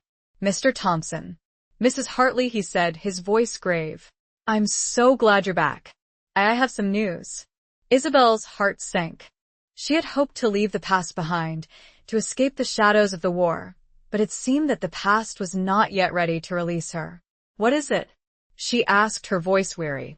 "It's about Lieutenant Hayes," Mr. Thompson said. "Or rather about his service record. We've uncovered some irregularities." Isabel frowned. "Irregularities? What kind of irregularities?" "It seems," Mr. Thompson said, his voice hesitant, "that Lieutenant Hayes was not entirely truthful about his actions during the war. There are discrepancies in his reports. And some accusations." Accusations. The word hung in the air, heavy with unspoken implications. Isabel felt a cold dread creeping through her veins. "What kind of accusations?" she asked, her voice barely a whisper. "Espionage," Mr. Thompson said, his voice grim. "There is evidence suggesting that Lieutenant Hayes may have been working with the enemy." Espionage. The word hit Isabel like a physical blow. Samuel, a spy? It was impossible. Unthinkable. The man she had loved, the man she had believed to be a hero, a traitor? I don't believe it," she said, her voice shaking. "It can't be true." Mr. Thompson looked at her, his eyes filled with sympathy. "I understand this is difficult, Mrs. Hartley. But the evidence is compelling. We have intercepted communications, coded messages that seem to implicate Lieutenant Hayes. And there are witnesses." Witnesses. Isabel thought of Claire, of the secrets she had kept, of the guardedness in her eyes. Could Claire have known? Could she have been involved? What happens now?" Isabel asked, her voice trembling. "The War Department is launching a full investigation," Mr. Thompson said. They may need to question you. About your relationship with Lieutenant Hayes, about your recent trip to France." Isabel felt a surge of anger, of betrayal. She had come to France seeking answers, seeking closure. And now, she was being drawn back into the darkness, into a world of secrets and lies, a world she had desperately hoped to escape. I need some time," she said, her voice shaking. "I need to think." Mr. Thompson nodded. I understand, he said. Take all the time you need, but be prepared. This could be a long and difficult process. Isabel thanked him and walked away, her mind reeling, her heart aching. She got into the waiting car and gave the driver her address. As the car drove through the streets of New York, Isabel felt a profound sense of loss, not just for Samuel, but for the ideals she had once held, for the belief in honor, in duty, in the unwavering goodness of the man she had loved. The price of duty, it seemed, was far higher than she had ever imagined. It was a price paid not only by soldiers on the battlefield, but by those who loved them, by those who were left behind, by those who had to grapple with the secrets and lies, the betrayals and the compromises that war inevitably wrought. She had one thought. She had to return to France. Mr. Thompson, Claire, Samuel, the War Department. Everyone seemed to be playing a part in a story that had layers she hadn't yet uncovered. And she wouldn't rest until she did. The sunflowers felt like a distant, naive dream. This time, she packed a single, sharp knife. Just in case. Chapter 12. Letters from No Man's Land. The decision to return to France was made swiftly, impulsively, driven by a mixture of anger, confusion, and a lingering sense of unfinished business. Isabel felt betrayed, not only by Samuel, but by the War Department, by the very institutions she had once trusted. She couldn't shake the feeling that she was caught in a web of deceit, that there were hidden truths yet to be uncovered. She booked passage on the first available ship, a freighter this time, its journey less luxurious, less comfortable but faster. She didn't bother to inform Mr. Thompson of her plans. She had no desire to cooperate with the War Department, to be drawn into their investigation. She would conduct her own investigation, on her own terms. She packed lightly, taking only the essentials and the knife. She also took Samuel's letters, the ones she had carried with her on her previous journey. She had read them countless times, searching for clues, for any hint of the man he had become, the man accused of espionage. She found nothing explicit, nothing that directly implicated him. But there were subtle hints, subtle shifts in tone that she had previously overlooked. There were references to contacts, to information, to risks that now seemed ominous, laden with hidden meaning. There was one letter in particular that stood out. It was dated just weeks before his supposed death, written from somewhere in the Argonne forest. It was a rambling, disjointed letter, filled with cryptic passages, with allusions to a mission, a duty that transcended the ordinary horrors of war. My dearest Isabel, the letter began, his handwriting shaky, almost illegible.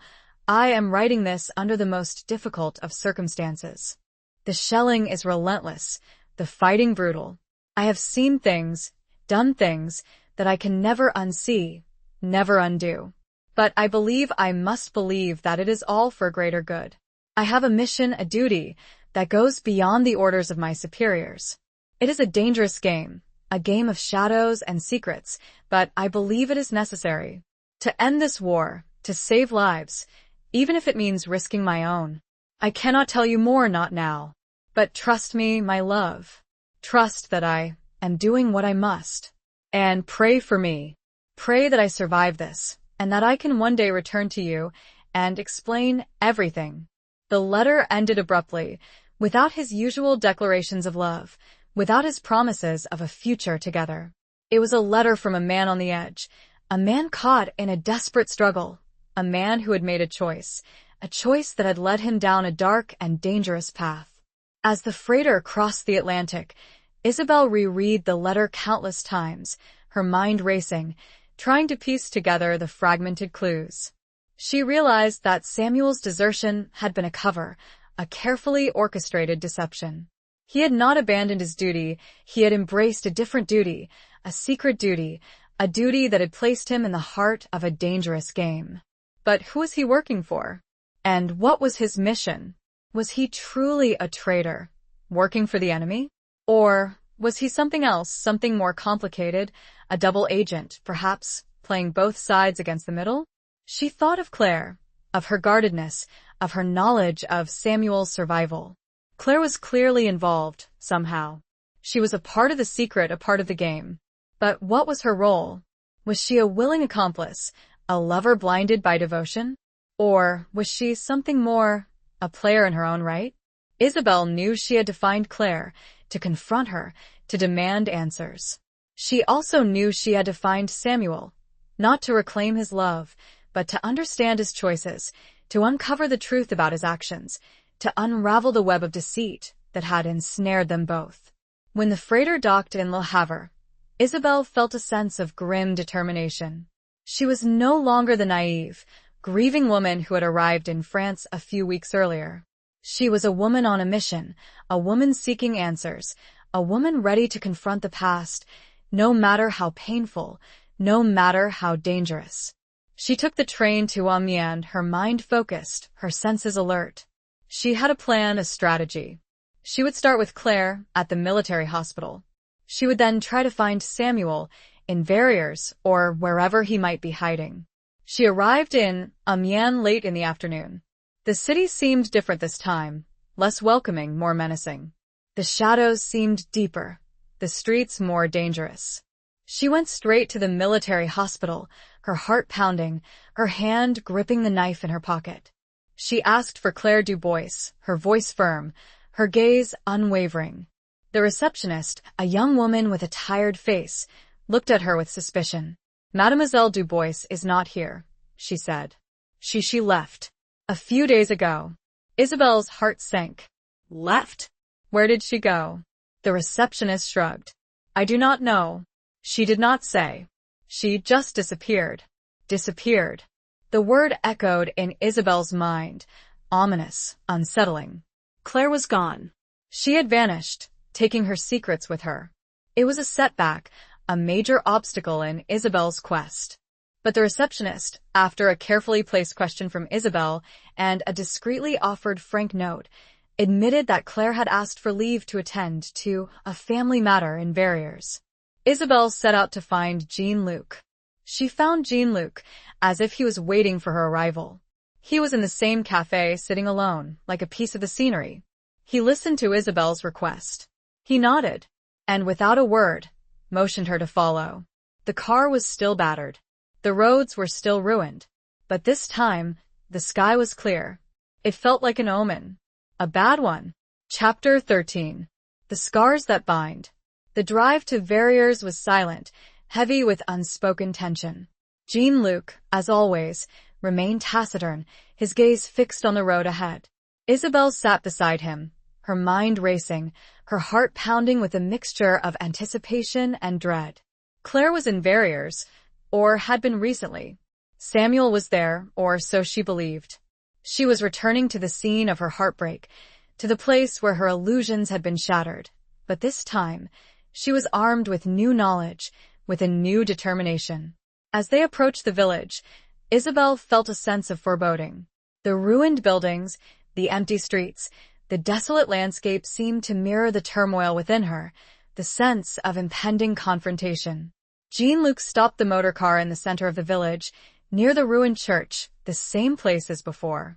The silence was deafening, broken only by the rustling of leaves and the distant caw of a crow. Where do we go now? Isabel asked, her voice barely a whisper. Jean-Luc pointed towards the small cafe, Le Relais, its faded sign barely visible in the dim light. Wait here, he said. I will see if anyone knows anything. He got out of the car and walked towards the cafe, his figure disappearing into the shadows. Isabel waited, her body tense, her senses on high alert. She scanned the surroundings, looking for any sign of movement, any indication of Claire's or Samuel's presence. After a few minutes, Jean-Luc returned, his expression grim. No one has seen Claire, he said. But they say Samuel is still at the farmhouse. Alone. Alone. The word echoed in Isabel's mind. Claire was gone. Samuel was alone. The pieces of the puzzle were shifting, rearranging themselves into a new, uncertain pattern. Take me to him, Isabel said, her voice firm. They drove to the farmhouse, the same dirt track, the same ruined buildings, the same sense of isolation and despair. As they approached, Isabel saw a figure standing in the doorway, watching them. It was Samuel. He looked different this time, even more haggard, more defeated.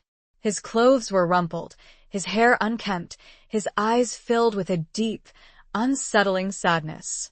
He seemed to have aged years in the few weeks since she had last seen him. Jean-Luc stopped the car a short distance from the farmhouse. Isabel got out, her legs trembling slightly, her hand gripping the knife in her pocket. She walked towards Samuel, her steps slow and deliberate. He didn't move, didn't speak, just watched her approach, his expression unreadable. "Samuel," she said, her voice steady, despite the turmoil within her. "We need to talk." He nodded slowly. "I know," he said, his voice hoarse. "Come inside." She followed him into the farmhouse, the same dimly lit room, the same sparse furnishings, the same scent of wood smoke and lavender, a scent that now seemed to mock her, to remind her of the betrayal she had suffered. He gestured towards a chair, the same chair she had sat in before. She sat, her body tense, her gaze fixed on him. He stood by the fireplace, his back to the flames, his face illuminated by the flickering light. "Where is Claire?" Isabel asked, her voice direct, her gaze unwavering. He looked away, his gaze fixed on the floor. "She's gone," he said. "She left. A few days ago." "Gone where?" Isabel persisted. He shook his head. "I don't know. She didn't say. She just disappeared." Disappeared. The same word the receptionist at the hospital had used. Claire had vanished, leaving Samuel alone, to face the consequences of their actions. "The War Department," Isabel said, her voice cold. "They know, Samuel. They know about the espionage." His head snapped up, his eyes widening in alarm. How do you know?" "They contacted me," Isabel said. "They told me. They said there is evidence. Witnesses." He looked at her, his eyes filled with a mixture of fear and something else. "Resignation?" "It was Claire," he said, his voice low. She was the one. She was working for them. For the French. I was just a pawn. "A tool." Isabel stared at him, her mind reeling. Claire, a French agent? It was a twist she hadn't anticipated, a new layer of deception that shattered her remaining illusions. Samuel, a pawn? A tool? Was it possible? "But why?" she asked, her voice trembling. "Why did she involve you? Why did she pretend to love you?" He looked at her, his eyes filled with a deep, agonizing pain. "She did love me," he said. "In her own way. But her duty came first. Her loyalty to her country. I was a means to an end. A way to get information, to influence the outcome of the war." He told her the whole story, his voice filled with remorse, with regret, with the weight of his guilt. He told her how Claire had recruited him, how she had used his access to American military intelligence, how she had manipulated him, played on his vulnerabilities, his disillusionment with the war. He told her how he had helped her, providing her with information, with coded messages, with details of troop movements, of battle plans. He had betrayed his country, his comrades, his own sense of honor, all for a love that had been a lie, a carefully constructed deception. "I was a fool," he said, his voice breaking. "A blind, naive fool. I believed her. I trusted her." "I loved her." Isabel listened in silence, her heart aching for him, for the man he had been, for the man he had become. She saw the scars that bound him, the scars of war, the scars of betrayal, the scars of a love that had destroyed him. "What happens now?" she asked, her voice soft. He looked at her, his eyes filled with despair. "I don't know," he said. I have nothing left. No country, no honor, no love, nothing." He reached into his pocket and pulled out a small, tarnished object. It was his dog tag, the one he had worn throughout the war. He held it out to her. "Take it," he said. It's all I have left of the man I once was." Isabel took the dog tag, her fingers closing around the cold metal. It was a tangible reminder of the past, of the love they had shared, of the life they had lost. She looked at him, her eyes filled with a mixture of sadness and forgiveness. She couldn't hate him. She could only pity him, and perhaps, in a strange way, understand him. He had been a victim, just as she had, a victim of war, of betrayal, of a love that had been twisted and corrupted by the forces of history. She looked to the scars on his wrist, only barely visible, and understood finally. The scars that bound them were deeper than flesh. They were the scars of a shared trauma, a shared loss, a shared humanity. Chapter 14. Betrayal in the Candlelight. As Isabel held Samuel's dog Tag, a symbol of his shattered identity, a sudden noise from outside broke the heavy silence. The sound of a motor car approaching fast. Samuel's eyes widened in alarm. "They've found me," he whispered, his voice filled with dread. "Who?" Isabel asked, her heart pounding. "The War Department?" He shook his head. No. Worse. "Claire's people. The French. They know I've talked to you. They know I've betrayed them." He rushed to the window, peering out cautiously. "It's them," he said, his voice tight with fear. "They're coming for me." Isabel felt a surge of adrenaline, a primal instinct to protect, to survive. She grabbed Samuel's arm. "We have to go," she said. "Now." He looked at her, his eyes filled with despair. "It's too late," he said. "There's nowhere to run." But Isabel refused to give up. She had come this far. She had survived too much to be defeated now. She scanned the room, her eyes searching for an escape route, a way out. She saw a back door, partially hidden behind a curtain. "There," she said, pointing. "We can go out the back." They rushed to the door, Samuel fumbling with the latch. He pulled it open, and they slipped out into the darkness, into the cold night air. The farmhouse was situated on the edge of the village, bordering a field that stretched towards a dark line of trees in the distance. They ran, their footsteps muffled by the damp earth, their breath coming in ragged gasps. They could hear the motor car approaching, its headlights sweeping across the field, searching for them. They ran faster, their hearts pounding, their lungs burning. They reached the trees, plunging into the darkness, the branches whipping at their faces, the undergrowth tangling their feet. They stumbled, fell, got up, and ran again. They could hear voices behind them, shouting in French, closing in. They were being hunted, like animals, trapped in a nightmare from which there seemed no escape. They came to a small stream, its water gurgling in the darkness. They waded across, the cold water soaking their shoes and clothes, chilling them to the bone. They emerged on the other side, their bodies shivering, their teeth chattering. They continued to run, deeper into the woods, their hope dwindling with each passing moment. They came to a small clearing, bathed in the pale light of the moon. In the center of the clearing stood a ruined building, an old chapel, perhaps, its walls crumbling, its roof partially collapsed. "In there," Isabel said, her voice breathless. "We can hide in there." They scrambled inside, the air thick with the scent of damp earth and decay. They huddled in a corner, behind a fallen beam, their bodies pressed together, their breath mingling in the darkness. They could hear their pursuers approaching, their voices closer now, their footsteps crunching on the leaves. They held their breath, their hearts pounding, their bodies tense with fear. The pursuers entered the clearing, their flashlights sweeping across the ruined chapel, searching for them. They were close, so close, Isabel could hear their breathing, their muttered curses. Suddenly, a figure appeared in the doorway, silhouetted against the moonlight. It was a woman. Claire. Isabel's heart sank. She had been betrayed. Again, this time by the woman she had pitied, the woman she had almost understood.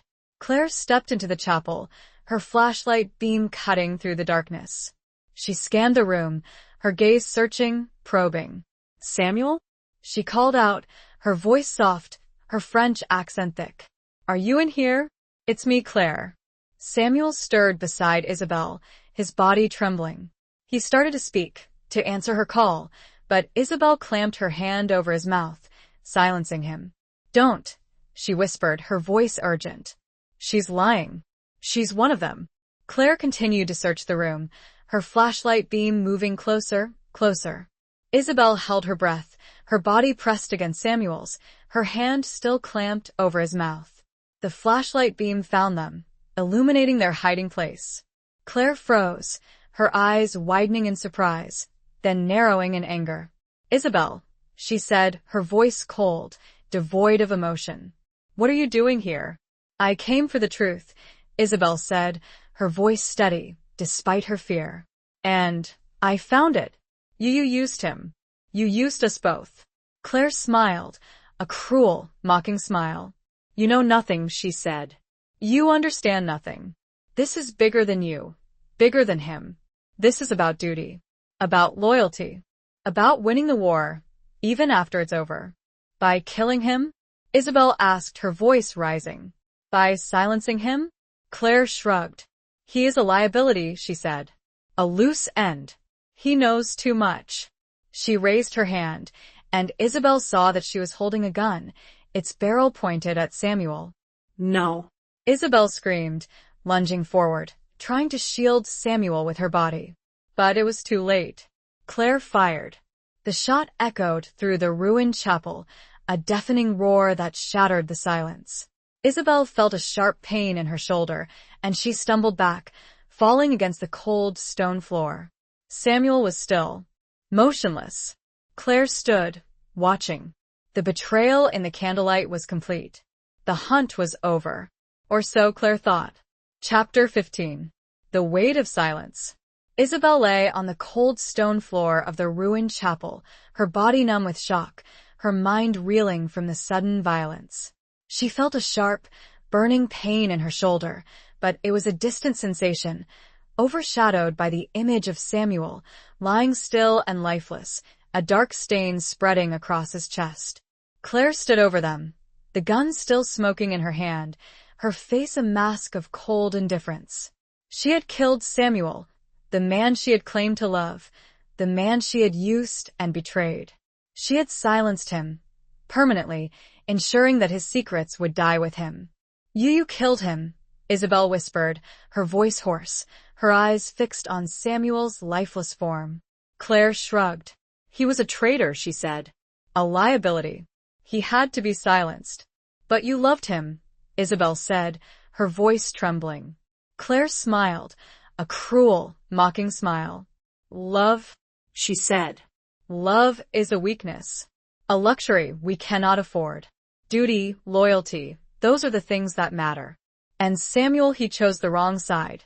She turned her gaze to Isabel, her eyes cold and calculating. You are a complication," she said. "An inconvenience. I should kill you too." But she hesitated, her gaze shifting towards the entrance of the chapel, where the sounds of her accomplices could be heard approaching.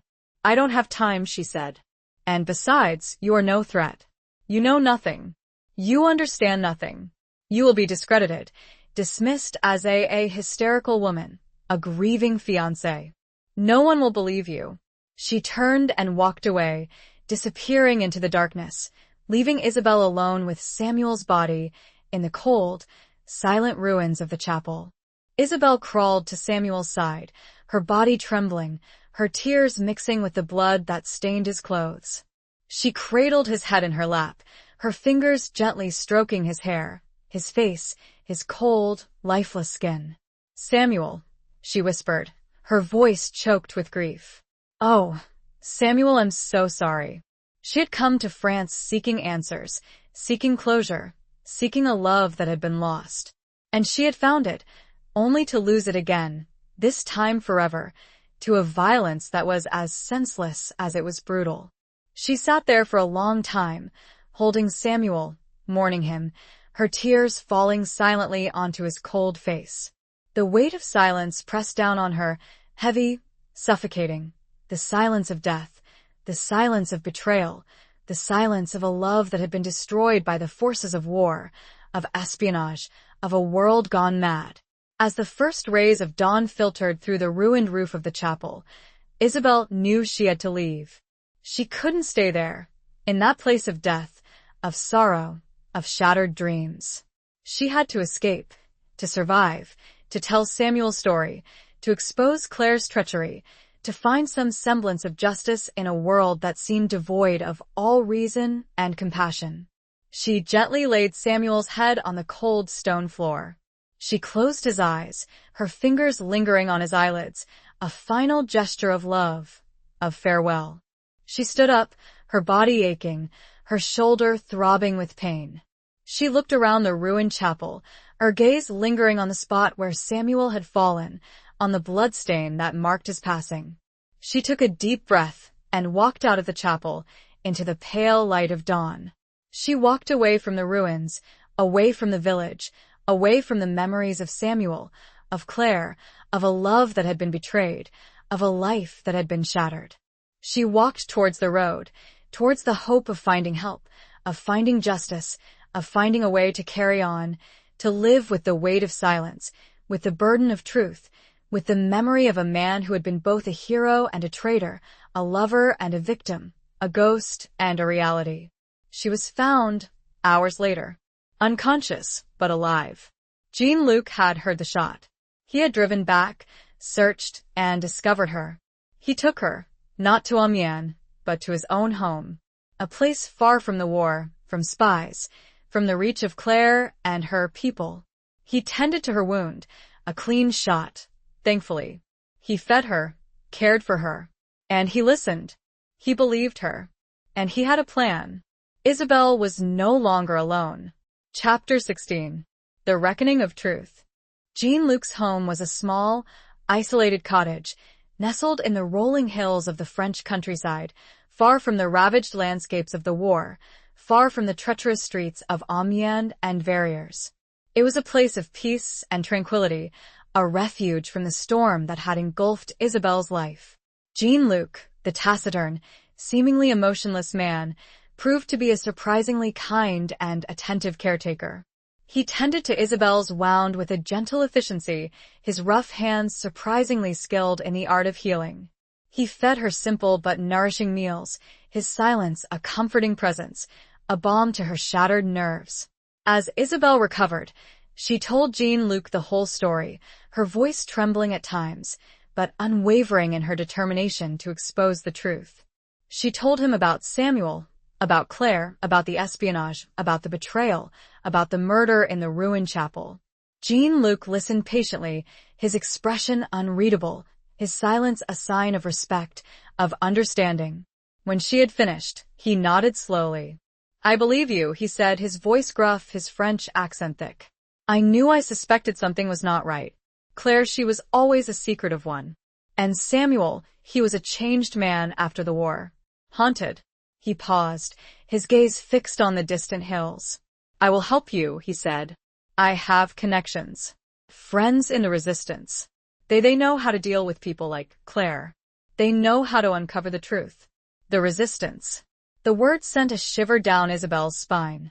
She had heard stories of the French resistance, of their bravery, their cunning, their ruthlessness in fighting the German occupation. Now, she was about to become a part of their world. A world of shadows and secrets, of danger and intrigue. Jean-Luc contacted his friends, using a network of coded messages, of clandestine meetings, of whispered conversations in the dead of night.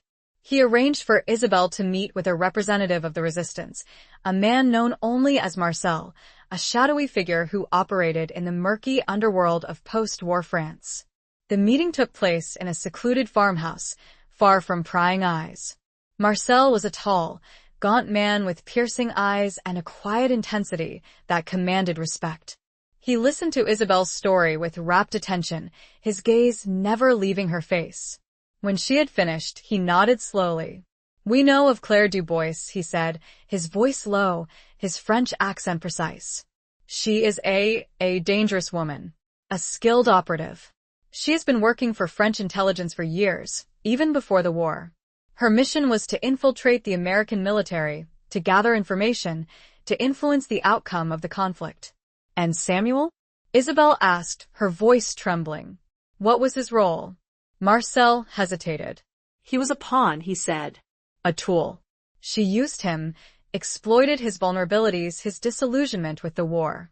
But he was also a victim. He was caught in a web of deceit, of betrayal, that he could not escape." "She killed him," Isabelle said, her voice choked with grief. "She murdered him, in cold blood." Marcel nodded. "We know," he said. "And she will pay for her crimes. We will find her. We will bring her to justice." "But how?" Isabel asked. She's disappeared. She has powerful connections. Marcel smiled, a cold, chilling smile. We have our ways, he said. We have eyes and ears everywhere.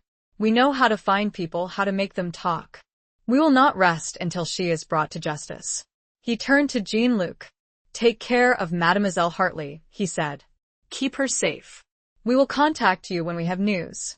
Marcel disappeared back into the shadows, leaving Isabel with a mixture of hope and trepidation. She had entrusted her fate, Samuel's memory, to the French resistance, to a group of men and women who operated outside the law, who fought their own war, a war against injustice, against betrayal, against the lingering shadows of the Great War. Days turned into weeks, and Isabel remained hidden in Jean-Luc's cottage, her life a strange mixture of quiet solitude and anxious waiting.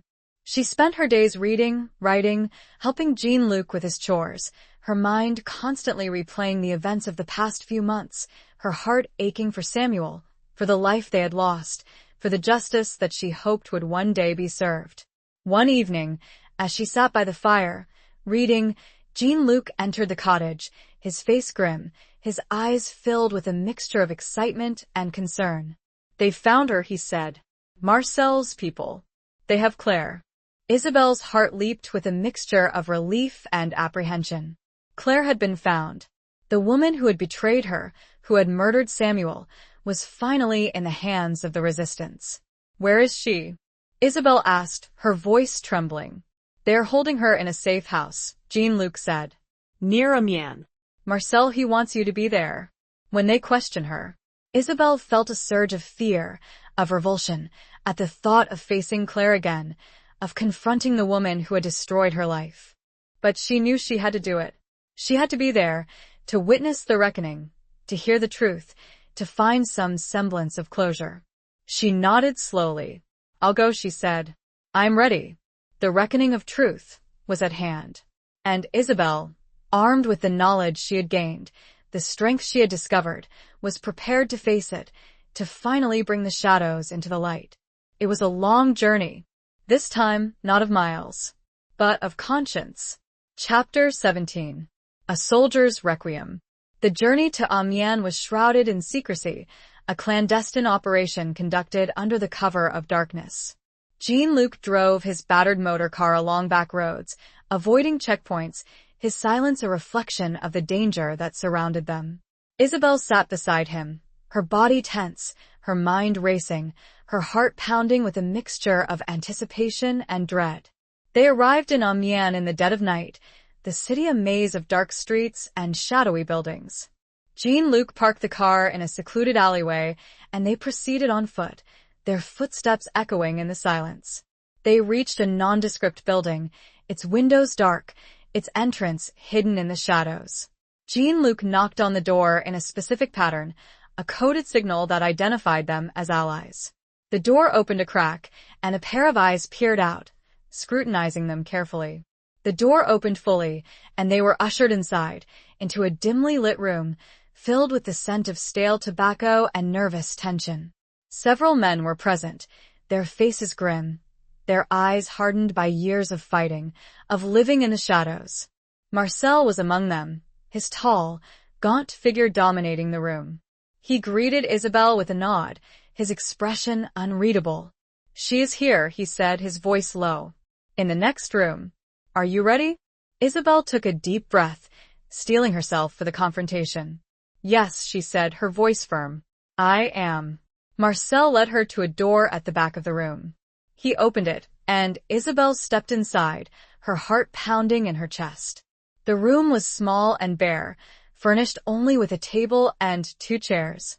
A single bare bulb hung from the ceiling, casting a harsh, unforgiving light. Claire Dubois sat in one of the chairs, her hands bound behind her back, her face pale, her eyes filled with a mixture of defiance and fear. She looked up as Isabel entered, her gaze meeting hers. There was a flicker of recognition in her eyes, a flicker of surprise, and perhaps a flicker of regret. Isabel, she said, her voice soft, her French accent thick. What are you doing here? I came to hear the truth, Isabel said, her voice steady, her gaze unwavering. "I came to see you face justice." Claire smiled, a cold, mirthless smile. "Justice?" she said. "There is no justice in this world. Only power. And I have always served the powerful." "You served yourself," Isabel said, her voice rising. "You used Samuel, you used me, you used everyone around you to achieve your own selfish goals." "I did what I had to do," Claire said, her voice defensive. "I was a soldier, just like Samuel. I fought for my country, for my beliefs." "You murdered him," Isabel said, her voice choked with grief. "You shot him in cold blood, in a ruined chapel, like a dog." Claire's expression faltered, a flicker of something akin to remorse crossing her face. He was a liability," she said. "He knew too much. He had become unpredictable." "He loved you," Isabel said, her voice trembling. "He trusted you. And you betrayed him." Claire looked away, her gaze fixed on the floor. "Love is a weakness," she said. "A luxury we cannot afford in this world. Duty, loyalty, those are the things that matter." "And what about your duty to the truth?" Isabel asked. "What about your loyalty to the man you claim to love?" Claire didn't answer. She sat there, silent, defeated, her head bowed in shame. Marcel entered the room, his expression grim. "It is time," he said. He gestured to two of his men, who approached Claire and unbound her hands. They led her out of the room, her footsteps echoing in the silence. Isabel watched them go, her heart filled with a mixture of sorrow and something else. Relief? Closure? Perhaps. Marcel turned to Isabel. "She will be dealt with," he said. "The resistance, we have our own ways of dispensing justice." Isabel nodded. She didn't ask for details. She didn't want to know. She had seen enough violence, enough death, to last a lifetime. She left the building, stepping out into the cool night air. Jean-Luc was waiting for her, his motor car idling, ready to take her back to his cottage, to the safety and solitude of the countryside. As they drove away from Amiens, Isabel looked back at the city, its dark silhouette outlined against the pale glow of the rising sun. She thought of Samuel, of his life, of his death, of the secrets that had surrounded him, of the betrayal that had ended his life. She thought of Claire, of the woman who had loved and murdered, of the woman who had chosen duty over love, of the woman who would now face the consequences of her actions. She thought of herself, of the journey she had undertaken, of the strength she had found, of the truth she had uncovered. She had come to France seeking a ghost, and she had found a man who was gone, forever, but a man whose memory she would carry with her, always. She had also found justice, of a sort, a rough justice, a justice meted out by the resistance, a justice that was far from perfect, but a justice that was, perhaps, the best that could be hoped for in a world scarred by war, by betrayal, by the lingering shadows of a conflict that had changed everything. She knew, as they drove, that a small, private ceremony was being planned. A soldier's requiem in a quiet corner of a country churchyard. Not in Verrières, but nearby, where Samuel could finally, truly rest, and where Isabel could say her final goodbye. The war was over, but the healing was just beginning. Chapter 18. The Threads of Fate. The days following Claire's capture and the resistance's swift, silent justice were a blur of quiet reflection and preparation. Isabel remained at Jean-Luc's cottage, the peaceful countryside a stark contrast to the turmoil that still churned within her. She was waiting for word from Marcel, for the details of Samuel's burial, for the chance to finally say goodbye. She spent her time walking in the fields, breathing in the fresh air, trying to find some solace in the beauty of nature.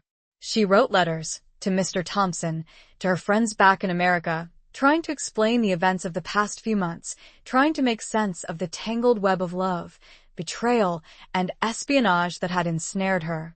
She also spent time with Jean-Luc, learning more about his life, about his involvement in the resistance, about the quiet heroism of ordinary people caught up in extraordinary circumstances.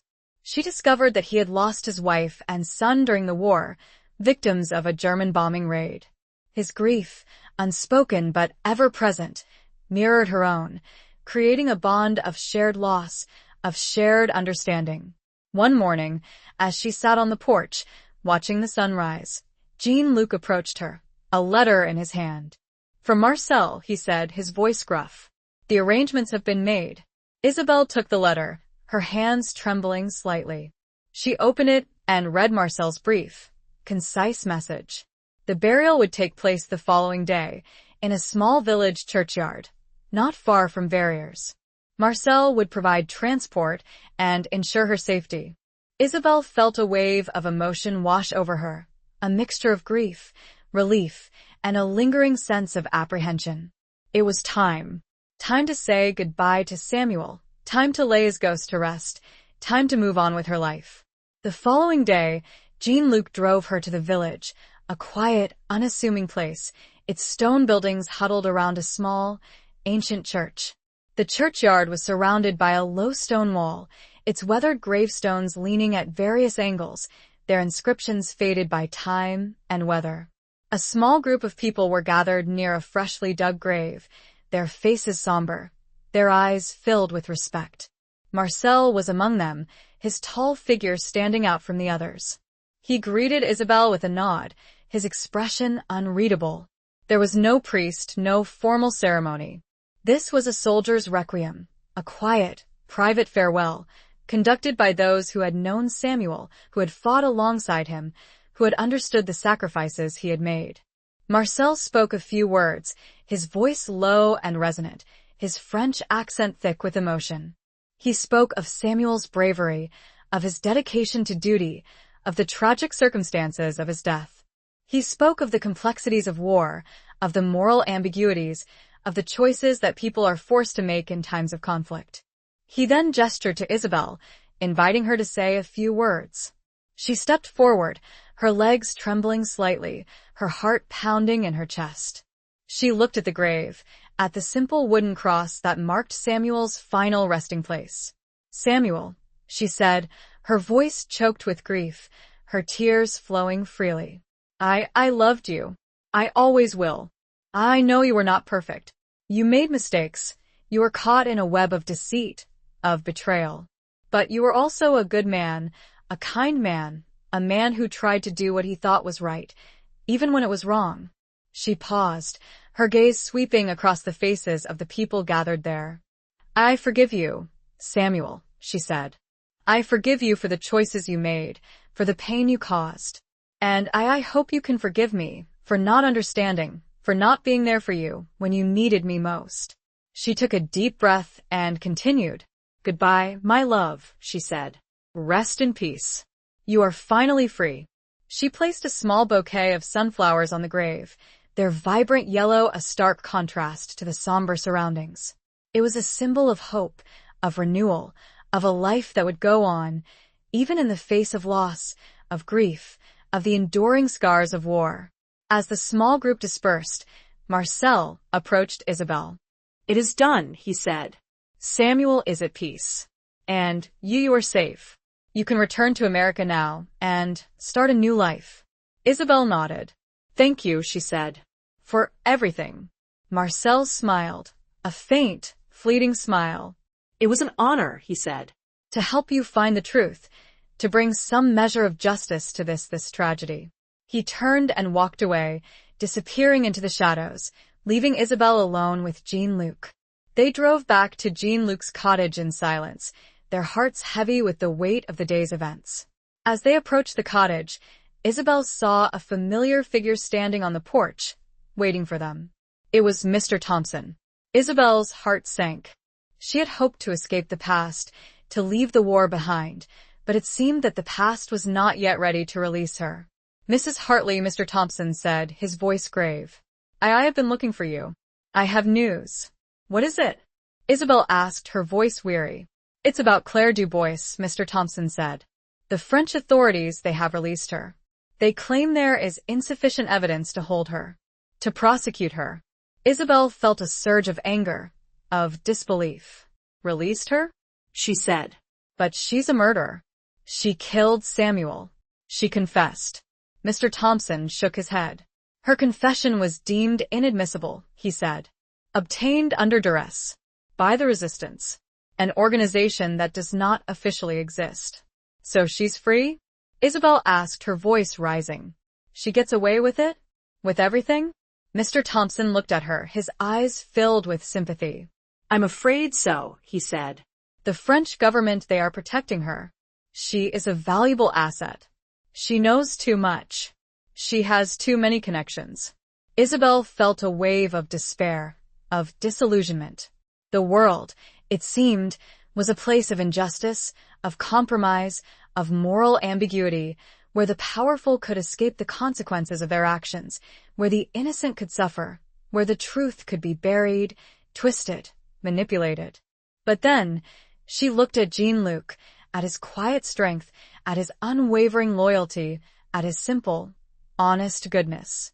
And she realized that even in the darkest of times, even in the face of betrayal, of injustice, of loss, there was still hope. There were still people who cared, who fought for what was right, who refused to be silenced. She took a deep breath and straightened her shoulders. I may not be able to bring Claire to justice, she said, but I can tell Samuel's story. I can expose the truth. I can make sure that he is not forgotten, that his sacrifice, however flawed, is remembered. Mr. Thompson nodded. I will help you, he said. I believe you. And I believe that the truth, eventually, will prevail. He had brought with him a small, wooden box. Samuel's personal effects, recovered from the farmhouse. Among them, a single, dried sprig of lavender. And a letter. Addressed to Isabel. Unsent. The threads of fate, it seemed, were still weaving their intricate pattern, connecting the past, the present, and the future in ways that Isabel could not yet fully comprehend. But she was ready to follow them, to unravel the remaining mysteries, to find her own path, to build a new life, a life based on truth, on resilience, on the enduring power of love and forgiveness. Chapter 19. Beyond the battlefield. Isabel returned to America, a changed woman. The journey to France, the search for Samuel, the discovery of the truth, had left an indelible mark on her soul. She had faced betrayal, violence, and loss, but she had also found strength, resilience, and a renewed sense of purpose. She settled back into her life in Washington, in her small brownstone in Georgetown, but it was no longer the same life she had left behind. The carefully curated order, the quiet routines, the acceptance of loss, had been shattered by the revelations of the past few months. She found solace in writing, in telling Samuel's story, in exposing the truth about his life, his death, and the complex web of espionage that had ensnared him. She wrote not for publication, not for recognition, but for herself, as a way to process her grief, to make sense of the chaos, to honor Samuel's memory. She also reconnected with Mr. Thompson, who proved to be a valuable ally. He shared with her the information he had gathered, the details of the War Department's investigation, the frustrating dead ends, the political machinations that had allowed Claire Dubois to escape justice. He also helped her navigate the bureaucratic hurdles of obtaining Samuel's personal effects, the small wooden box that contained the remnants of his life, the tangible reminders of a love that had been lost, of a future that had been stolen. Isabel opened the box with trembling hands, her heart aching with a mixture of grief and anticipation. She found his dog tags, a few photographs, a worn leather-bound journal, and the dried sprig of lavender, its scent still faintly lingering, a ghost to the past. And then she found the letter. The unsent letter, addressed to her, in Samuel's familiar handwriting. She carefully unfolded the brittle paper, her eyes scanning the words, her heart pounding in her chest. My dearest Isabel, the letter began, if you are reading this, it means I am gone. And it means that you know the truth. Or, at least, some of it. The letter went on to explain his involvement in the espionage, his recruitment by Claire, his growing disillusionment with the war, his desperate attempts to find a way out, to make amends for his actions. I was a fool, Isabel, he wrote. A naive, idealistic fool. I believed I could make a difference, that I could use my position to help end the war, to save lives. But I was wrong. I was manipulated, used, betrayed. And I betrayed you in the process. He wrote of his love for her, of his regret, of his longing for a future that would never be. I know I don't deserve your forgiveness, he wrote.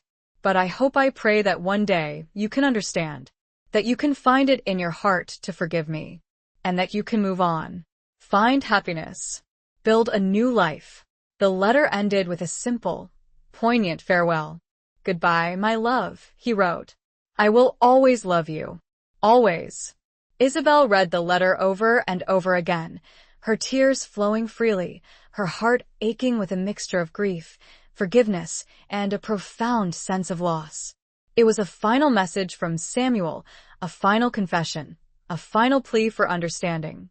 She realized that the letter, like Samuel's life, was a complex tapestry of truth and lies, of love and betrayal, of idealism and disillusionment.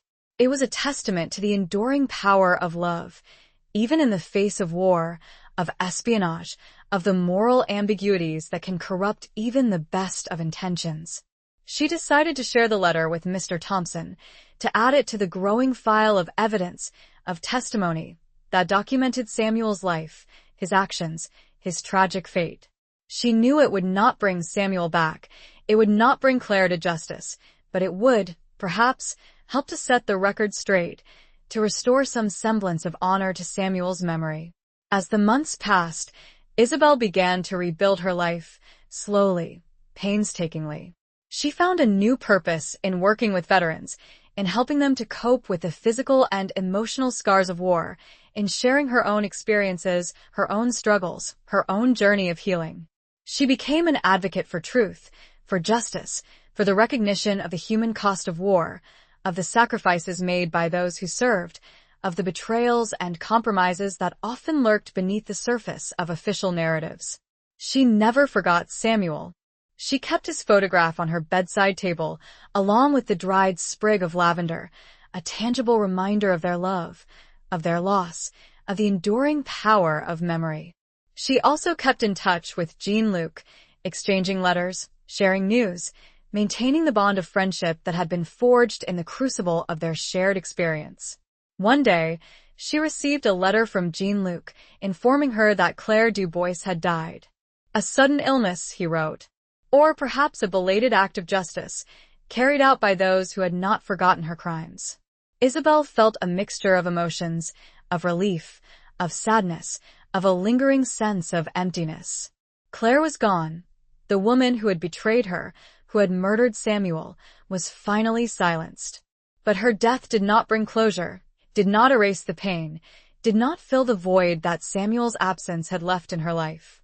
She realized that true closure, true healing, could only come from within, from accepting the past, from forgiving those who had wronged her, from embracing the future, from building a new life, a life based on truth, on resilience, on the enduring power of love and hope.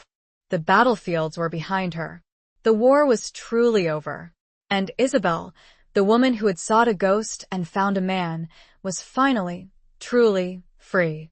She would move forward, not forgetting, but choosing to live, and to love. Again. Chapter 20. A Love Forged in Fire. Years passed, and Isabel's life unfolded in ways she could never have imagined during those dark days in war-torn France. The scars of the past remained, a constant reminder of the love she had lost, the betrayals she had endured, the truths she had uncovered. But those scars also served as a source of strength, a testament to her resilience, a foundation upon which she built a new life, a life filled with purpose, with meaning, with a quiet, enduring hope. She continued her work with veterans, becoming a tireless advocate for their rights, for their well-being, for the recognition of the sacrifices they had made. She found solace in helping others, in sharing her own experiences, in offering a listening ear, a compassionate heart, a guiding hand to those who were struggling to navigate the aftermath of war. She also pursued her passion for writing, turning her personal experiences, her reflections on love, loss, and the complexities of human nature into a series of essays and articles, published in various magazines and journals. Her writing resonated with readers, touched a chord of shared experience, of shared humanity, earning her a reputation as a thoughtful, insightful voice on the enduring legacy of the Great War. She never remarried, but she found love in other forms, in the friendships she cultivated, in the connections she made with those who shared her values, her passions, her commitment to making a difference in the world. She surrounded herself with people who uplifted her, who challenged her, who inspired her to live a life of purpose, of meaning, of joy. One spring day, many years after her return from France, Isabel received an invitation to attend a ceremony at the very war memorial where her journey had begun. A new section was being dedicated, honoring the unsung heroes of the war, the spies, the intelligence operatives, the men and women who had worked in the shadows, risking their lives, often without recognition, without glory. Isabel hesitated, returning to that memorial, to the place where she had first seen the inscription, "I am alive," would undoubtedly stir up painful memories, reopen old wounds. But she also felt a sense of obligation, a sense of duty, to honor Samuel's memory, to acknowledge his complicated legacy, to ensure that his story, however flawed, was not forgotten. She decided to attend. She dressed carefully, choosing a simple but elegant dress, a touch of color against the somber backdrop of the memorial. She pinned a small sunflower brooch to her lapel, a symbol of hope, of renewal, of the enduring power of life.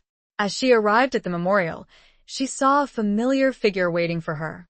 Mr. Thompson, older now, his hair gray, his face lined with the passage of time, but his eyes still filled with the same quiet intensity, the same unwavering commitment to truth and justice.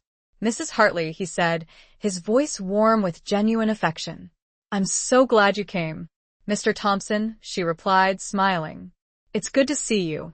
They walked together towards the new section of the memorial, their footsteps echoing on the stone pavement. The atmosphere was somber, respectful, the air filled with the murmur of voices, the rustling of flags, the distant strains of a military band.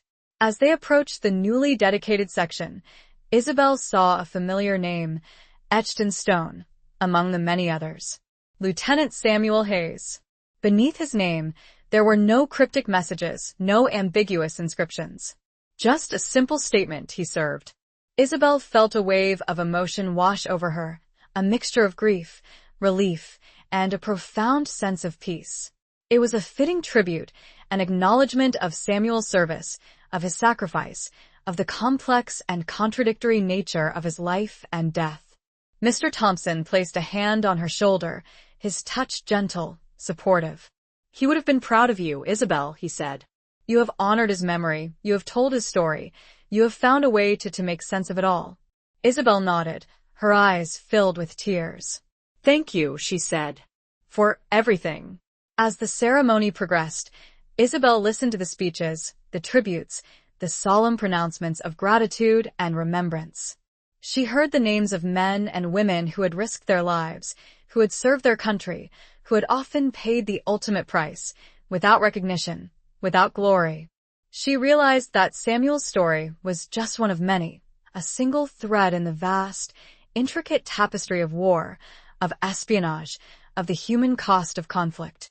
But it was a story that mattered, a story that deserved to be told, a story that had shaped her life, that had transformed her, that had led her to this moment, to this place of remembrance, of reconciliation, of acceptance.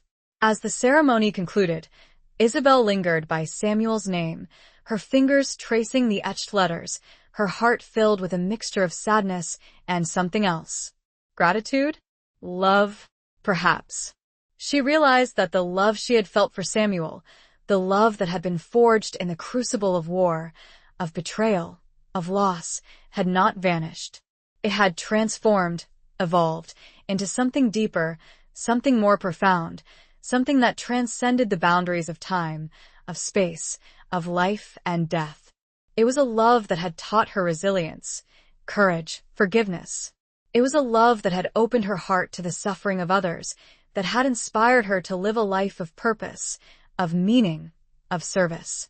It was a love that had been tested by fire, by the harsh realities of war, by the complexities of human nature, but a love that had endured, that had survived, that had ultimately transformed her. She took a deep breath and smiled. A genuine smile, a smile that reached her eyes, a smile that reflected the peace she had found, the strength she had gained, the love that she carried within her. The sun was beginning to set, casting long shadows across the memorial, painting the sky in hues of orange, of purple, of gold. A fitting end to a long journey. A journey that had begun with a whisper of stone and ended with a love forged in fire. Epilogue. The years that followed were marked by a quiet contentment, a sense of purpose fulfilled. Isabel continued her work, her writing, her advocacy for veterans, her voice growing stronger, her influence expanding.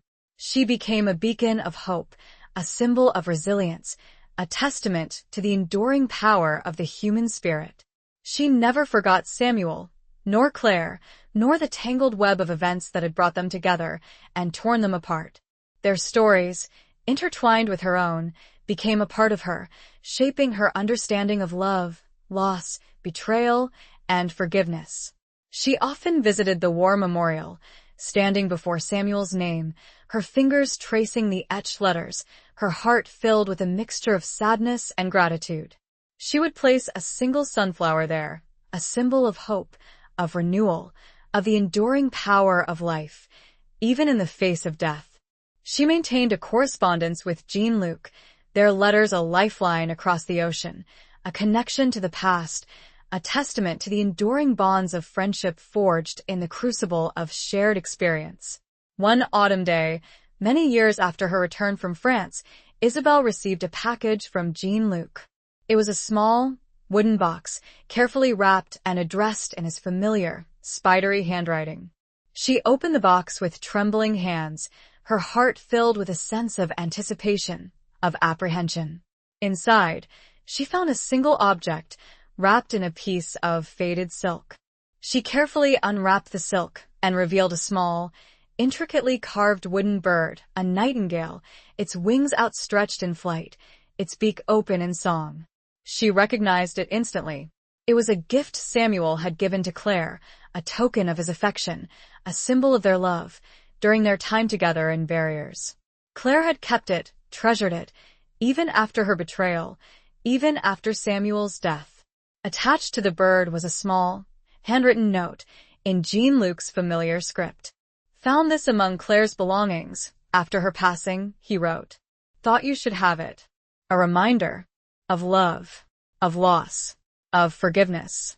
Isabel held the wooden bird in her hand, her fingers tracing its delicate carvings, her heart filled with a wave of emotion. It was a symbol of a love that had been twisted, corrupted by the forces of war, of espionage, of betrayal. But it was also a symbol of a love that had endured, in its own way, a love that had left its mark on the lives of all those it had touched. She placed the wooden bird on her mantelpiece, next to Samuel's photograph and the dried sprig of lavender. It was a final piece of the puzzle, a final reminder of the past, a final testament to the enduring power of love, of loss, of forgiveness. As the years turned into decades, Isabel continued to live a full and meaningful life, her heart open to new experiences, new connections, new possibilities. She found joy in the simple things, in the beauty of nature, in the companionship of friends, in the satisfaction of making a difference in the world. She never forgot the lessons she had learned, the scars she had borne, the love she had lost and found.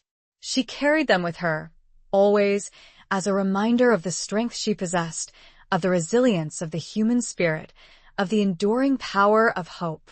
And as she approached the end of her own journey, she did so with a sense of peace, of acceptance, of gratitude for a life that had been both challenging and rewarding, a life that had been forged in the fires of war, of betrayal, of loss, but a life that had ultimately blossomed into something beautiful, something meaningful, something filled with love, with forgiveness, with an enduring, unwavering hope.